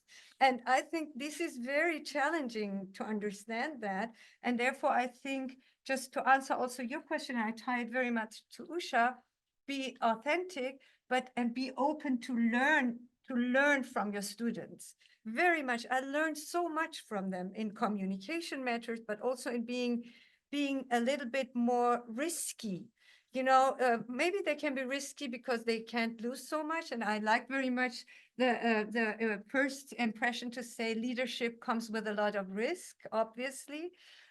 But you know, we reached that place because we were risky in the first place. So if we then just stop to be risky anymore, we are no good leaders any longer, I think. And I think at this moment, and I you know, what you said, it very much hit my heart, because it is like that. You know, you are there trying to be an objective migration scholar, and just, I know I get mad with all the stories of migration scholars. Migration is the most normal thing in the world. So, you know, actually 96% of the world population lives and dies in the place where they are born. So it's a very unique experience to be an immigrant. Although you in Canada might feel it differently because you're all kind of, you have that story, everyone is an immigrant. Here in Germany, you know, it's not like that. And in the world, it's not like that. 96% of the world are not. And the 4% who are immigrants, they constantly feel that loss. They constantly feel that loss. And a lot of us also feel that guilt. You know, when we have left our sending countries, you know, when we left those places, we constantly are asking ourselves, what the hell am I doing here with all my resources? Why am I giving that gift to, the Almans? You know, why am I not capable to give that gift to my people in Iran? So because of everything that is happening there, but I wish I could. So, and because sometimes I feel all the time we're trying to convince the white majority German people that we are smart. They don't care about that, you know, about our smartness. So, well, I think I'm constantly thinking we're losing our time to give our resources to those people who don't even want these resources. Germany is getting into a very harsh anti-immigrant discourse, thinking about expelling everyone. And you cannot imagine, I dream at nights when I sleep that one day I would wake up and all us immigrants would leave the country. In a day, you know, we would leave. And I think about, I would be president of Iran. And the moment that I would be president of Iran, I would ask all immigrants from Germany to come to Iran and work there. You know, it's like you keep yourself alive with these dreams. And Germany falls apart tomorrow. Yeah, that's it. Yeah, but I felt you. I feel you very much. Okay, I think, I see Mehru and Alka, and I think Nazra might want to say something on religion, but I think I'll take then the prerogative of being chair and just say a couple of words, because I was really moved by your question, Harry. And I also remember in a workshop that we did with Alka as part of that project of creative writing, but as academics. And we had a famous novelist coming to give a lecture, and he was speaking about his own. He writes a lot about his community that no longer exists, the East African, the Indian East African community in East Africa. And he said he felt this betrayal, that he betrayed by leaving when things changed. But my answer is, and this sense of loss, but my answer is embrace it. Like, it's okay. It's okay to, and actually I would say it would be very sad. So in my trajectory, I remember like we lived for 3 years in Naples in southern Italy. And then we were leaving, and I and the kids were going to Florence. My husband was going to Greece. And I was really crying that last day in my kids' school. I mean, I couldn't help it because it had been such an rewarding, but also very challenging experience. Naples is a completely crazy city. But I thought that's good because it means I really had a good time. I don't know if you cried when you left Kuwait. Probably you did. Like it would be sad if I didn't. It would be so sad if I didn't. That would have meant it was so, so that's my answer. I want to say, however, a couple more things. One about leadership and social media. And thank you, Shai, I agree with you. Sometimes we can be very distracted, and I'll dare say that to you, Ali, that today compared to 25 years ago, it's so much easier to do this engagement. They can be completely distracting and also polarizing, and that we end up saying and writing things that we didn't mean to say and write because the social media is so interactive, so immediate. The moment you post it out there, even if you regret it, it's gone. And true, that can get us all enemies. And I think also in our biographies, we need to acknowledge that when we are 2025, I don't know, I mean, in these starting positions, we can write anything, nobody will pay attention. But if I, like you, I know you've been a leader of civil society organization, or I feel the responsibility, for instance, of my position, because what we say will be interpreted in relation to our institutional affiliation, not just in relation to who we are. So I think that doesn't mean we're not authentic. It just means we acknowledge who spoke about the 4 R's, the risks, roles, responsibilities. It was you, the risks, roles, responsibilities, and one more R, there was, and the restrictions. It's exactly, I think, these 4 R's, which in social media take a whole, and you as Nika was different as Nika the student writing about, say, what happens in Gaza today, and you, Nika, as the chair of that institute is a completely different, even if it is always Nika. And a last thing, I just want to say, Iranians don't want to be saved, like Germans don't want to be saved, and Greeks or Italians don't want to be saved. So I think there's something to be said about the going backwards and forward. I always felt, and I think we can, perhaps all the people in this room, reflect on that, on how going back, actually, you're not going back, you're going forward, even if you're going to your, whatever, your homeland or the place where you were born is. And people change, like we change. And I also want to say that while very few, a small minority of people formally are migrants, but I think many people have the mobility experience. I think there had been a couple of big research projects some 10 years ago in Europe to show that people had a lot more attachments across borders than officially was recognized, and to reflect on what kind of migration or mobility is this. So in that sense, I do think migration is a normal thing. But yeah, maybe Nazra and Mehru. Yeah, take the mic. So in terms of belonging, identity, and how okay. Now, I talked about peculiarities of the Gulf. One of those peculiarities is that you can never think of it as home. Because you know that you are a contract worker, and you're there till the period of your contract, which may or may not be extended. And then you have 1 month to leave. Okay, so that sense of belonging really does not develop, and did not develop in my case. So I was sorry to leave some of my students who I got very close to behind, and some very good Kuwaiti friends. But other than that, I think I was much more sad when I left Hawaii than when I left Kuwait after that many years. Right. So in terms of moving forward, I had not thought of it like that. But I think you're very right. Because one of the things that I now find satisfying is that I am giving back. And some of the things, I mean, I'm not saying that they wouldn't have happened if I wasn't there, but I think I've played a constructive part. Also, in terms of if currently I'm the president of the Population Association of Pakistan, and so that's a role I think where probably I'm again able to make a contribution.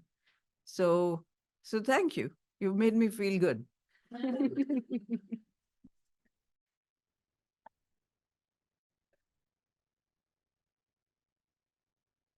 You. A couple of things in response to Hari's question and Dan's as well. Pico Iyer is an Indian scholar who proposed the notion of thinking like a snail. A snail carries its home on its back. And if you think like a snail, you can be at home anywhere. You don't necessarily have to feel nostalgia or even guilt for leaving your people, because your people are everywhere. My people are right here in this room. So it's all of these ideas that are imposed on us, and these are similar to ideas. Nationalism is similar to racism, is similar to identity-related questions. So we have to question these ideas rather than just saying, okay, I am from such and such place or whatever. Conflict itself is engaging and interesting and allows you to take risks and also allows you to listen carefully, attentively to different perspectives. So don't shy away from conflict, because if you hide from conflict, you are denying yourself the opportunity to learn and to recognize yourself, where you're coming from. Why do you think the way you think, or you think? That's it. Thank you. I think, Alka, you had raised your hand first. Yeah. Okay, all right, thank you. Yeah, very quickly, I'll respond to Hari, what you said, and then Dan. This whole idea of double consciousness is a very real thing. I hear you. And sometimes you feel like you're actually, sometimes, always actually, with this whole connected world we live in, it's like living in two places at once. I feel that all the time because I'm connected with my children all over the place, my relatives, friends. It's all, the head is a hodgepodge. Okay. So that's one. But just bringing the practitioner perspective in, what do we do with that double consciousness? Because many people are not able to settle and integrate because they look back more than they look forward. Another way to look back and not forward is to think about, oh, I've lost so much.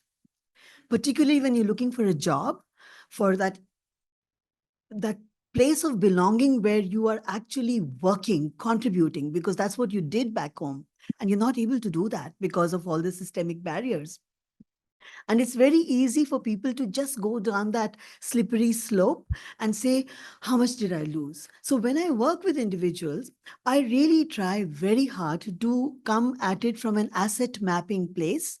So what do you have? What did you gain? To actually support people with strategies to think in a positive way, because if they start looking at that, then they suddenly get more energy. They also get to see what they have, which they lost the sight of because of all the disappointments and the rejections. Nobody's responding to you when you send out a resume. So I think we have to sometimes very consciously look at it from a what do I have rather than what do I lose? And also in this book that we did together, where we brought people together, there's some really interesting stories about individuals saying, and these are second generation, these are people born and raised here. So it's not like they came, they have intergenerational trauma, which and experiences of migration, but they were able to talk about how positive it is as an experience to be able to travel back home and be here and take into account all those things mean in a simultaneous way. So of course, everybody is unique. So you can't really, they can't broad brush it. Dan, to your question very quickly, you talked about religion. Certainly, especially if we are working with students and with research participants and with other people in the community setting also, not only religion, and religion is the most important one actually sometimes, because that's where your identity often is grounded. But there are many others, and I feel you have to always try your best to meet people where they're at. And if you don't acknowledge that religion is important for them, so we cannot come as researchers or anybody with our own, imposing how we think about it, but take into account in a layered way, respectfully, what means what to whom, and take that into consideration. I think that's the most critical thing, because as a researcher, you're not going to get honest, authentic data if we are not able to build that relationality. And with students, again, if you're not the authentic self, also giving oneself the opportunity to even check your own blind spots, because I think I'm a very open person. My kids will tell me, no, you're not. And this is the reason. So how, yeah, but that, even that crack is something you have to see as a teachable moment, because then you try to do better. How do I become a better person? Taking into account that, of course, it's the kids telling me, so like I have to take it with a grain of salt, bucket of salt. But even so, what they're saying is actually very important, because in an intimate relationship, they know me well. So I may believe that I'm so-and-so, but then they will check me, and I learn from that every day. So how do we learn from what somebody is telling us by way of their reflection on us? Yeah, so thank you. Okay, yeah, that's fine. Irina was reminding me, we have 2 questions from the chat. Do you want to say these questions? And then I had Usha and Marla. Yeah. So can you just keep? One question is directly to Nika. What role does being a female Iranian play in conducting migration research in Berlin, diverse districts in Kreuzberg and Neukölln on the one hand, and more monolithic Unter den Linden und Lichtenfeld on another hand? Yeah. So if you can summarize the question and the other question. yes. So, and the other question is to me, which I have partially answered, how the diasporic experience of being an Armenian, half Armenian woman, and growing up in the Soviet Union and hardships of standing in long queues has shaped me as an academic. And here is actually, on the one hand, Just say the questions and then you'll get the floor to Yeah. answer. So is the question clear, Nika? Yeah. Okay. So I think I have Usha, Marla, and maybe then Irina and Nika. Okay. Me? Yeah, you go. Okay, Dan. Dan left. Hopefully he'll come back. And he's Because come back. I wanted to answer this question about religion. And I think, in fact, religion is one of the most important things for a newcomer. Religion offers a soft landing for a newcomer who is trying to sort of, get an orientation towards a place. And it is, in fact, religion is not even considered to be a facilitator for newcomer settlement. No newcomer goes to a settlement agency when they come first. They go to their church, they go to their mosque, they go to their temple, they go to wherever it is, because their community connects them. And those connections actually provide a lot of, not only orientation, but information, even contacts, social capital, you name it. So in fact, our own research around mobility and newcomer integration is deficient in not acknowledging religion as the first point of contact, the soft landing that every migrant would like to have. My question, the question around sense of loss and this, that, and the other, I have to honestly, this is me saying, I really don't feel much of a loss. Uh, uh, because sometimes I feel like, okay, which is the place that, and I was a university lecturer before I got married. So I had a real job. I could have sat there and I could have actually done stuff. But for me, the self-actualization component of Maslow's hierarchy of needs is extremely important, simply because I feel like, okay, I'm contributing, I'm making a difference. Maybe somebody could argue that who reads your articles, how many people read them. That's all there, but the whole point is you are able to advance your career to a point where you are able to say, yes, I have done something. The place where I was before I got married, or even, they don't provide that much facilities or encouragement for social science research. Almost all the research is like physical science, genetics, and this, that, and the other. So so that's why I'm saying I don't feel that loss. Sorry. Thank you. Thank you, Samara. Yeah, just very quickly, because yeah, maybe partly also to respond to Harry's comment. Actually, returning home is not also a pretty picture. It can be a very difficult experience as well. And actually deciding to remain is really an ongoing process, I think, especially in my early years, no? Because sometimes you have a feeling, oh, this country is so difficult to love. Okay. But what keeps you going is that you are part also of a community that continues to hope that something better will come out. No? But yeah, the return home can be a very difficult process. Thanks. Yeah, good point. Yeah. Irina, to answer question addressed to you.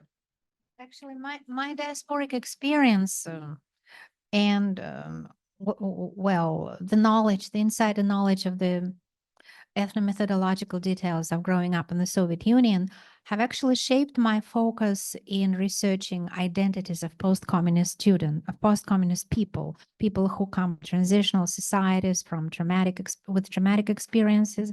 On the one hand, this is on the one hand. On the other hand, like standing in long lines in these hardships probably have made me grateful for what I already have and set realistic goals, which is the most important thing. And we have talked about it today, that we sometimes forget about the realistic things we already have, for which we should be grateful. It's also tribute to religion, because Soviet people were kind of religious to a certain extent. However, there are many women who come from this background who actually have this narcissistic bondage of deficits, which they always try to compensate, and that makes them extremely aggressive, searching for leadership position. That's the other side of the moon. So, Thank you, Irina. I think there were no, Naika. Yeah. And I just wanted to add, so maybe we can talk about that in this after the break, that there is also a difference between migration and forced migration. So when you experience that and you literally cannot return, the question of loss and the question of guilt might be different. And as to the question in the chat, my role as a specifically Iranian woman in migration studies working in Berlin, I think this is quite an interesting question, because, like, there is a lot of sayings about different groups, and in Germany, Iranians, they are among the good migrants, compared to like the Arabs, who people don't like, and the Turkish, whom they don't like either. So we play a role, a kind of model minorities. We have all been dentists in the minds of the German people, and we had Farah Diba and the Shah, and so somehow there is a connection to it, and it's an Indo-Germanic language, so, and Aryans, whatsoever you want to put into it. And therefore, it's interesting because my work is not dedicated to Iran at all. It's dedicated to migration, and it's dedicated to racism, and specifically anti-Muslim racism. And the majority of Iranians play their role as good immigrants quite well. And they play it by being native informants and telling the people how bad Islam is. So this is very much an Iranian constituency to just say, I'm not like them. I remember that this positionality played out in a certain moment quite interestingly, because we had we had a moment in 2010 with the Social Democrats writing a book on how Germany is going to be destroyed by all the immigrants, a Social Democrat, and mainly by Muslim immigrants who genetically would never be able to perform like the others.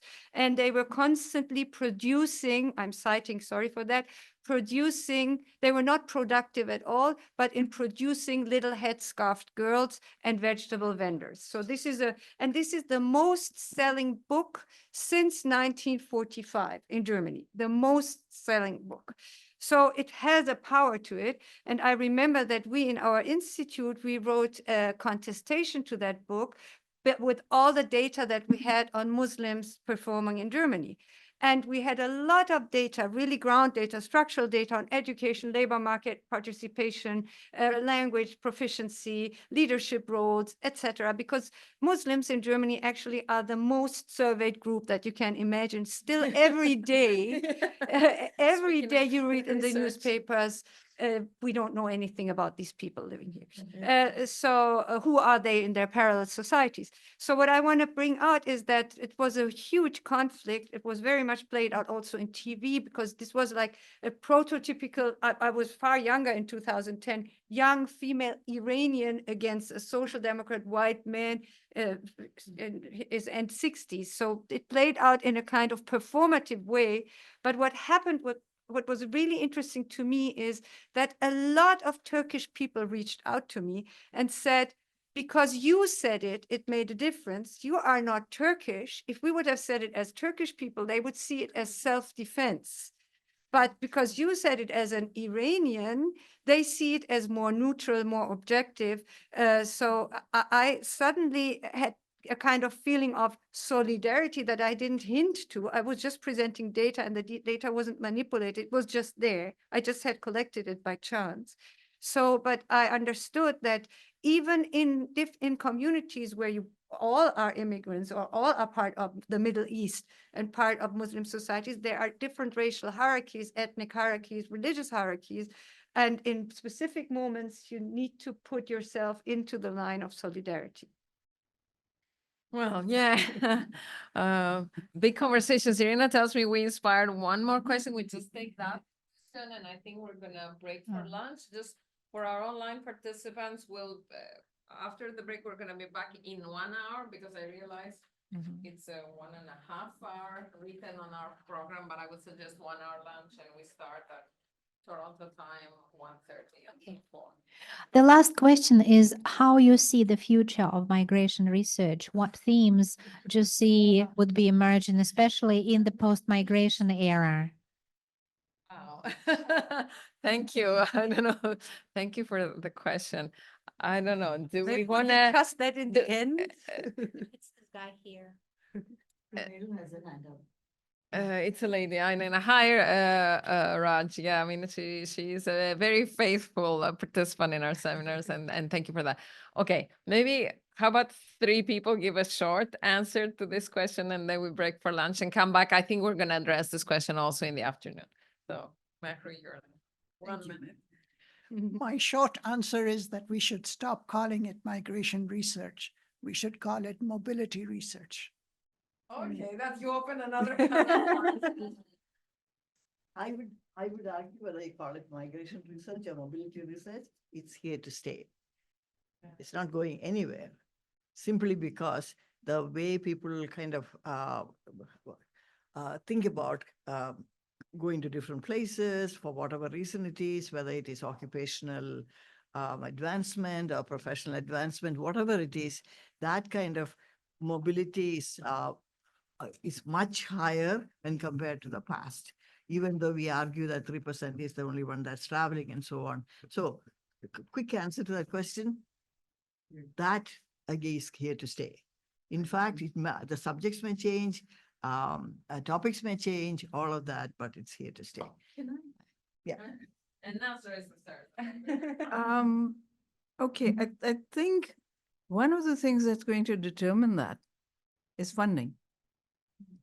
Because when I think back to the early 2000s, there wasn't, in terms of the UN, in 2006 really was the first time that focused attention was paid, and there was this, and then they held an event, etc. And then lots of research funding became available. So I think that's going to be one of the determining factors. And the other thing that's, I think, going to be important is how afraid the receiving countries are of this onslaught from the South. Okay? And so, because when I look at how much interest there is in the EU in migration, but what kind of migration? Irregular migration. That's what the focus is. And so those interests are going to sort of determine the direction. Thank you. Let's say something very quickly, just one thing. Sorry about stepping in. Yeah, I don't know what it will be.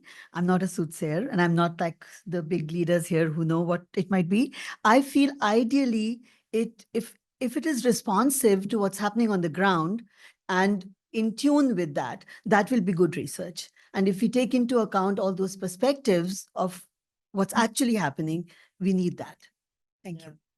Well, thank you. I mean, yeah, we can, I think we can provisionally conclude. Thank you all for your, contribution, participation. A big thanks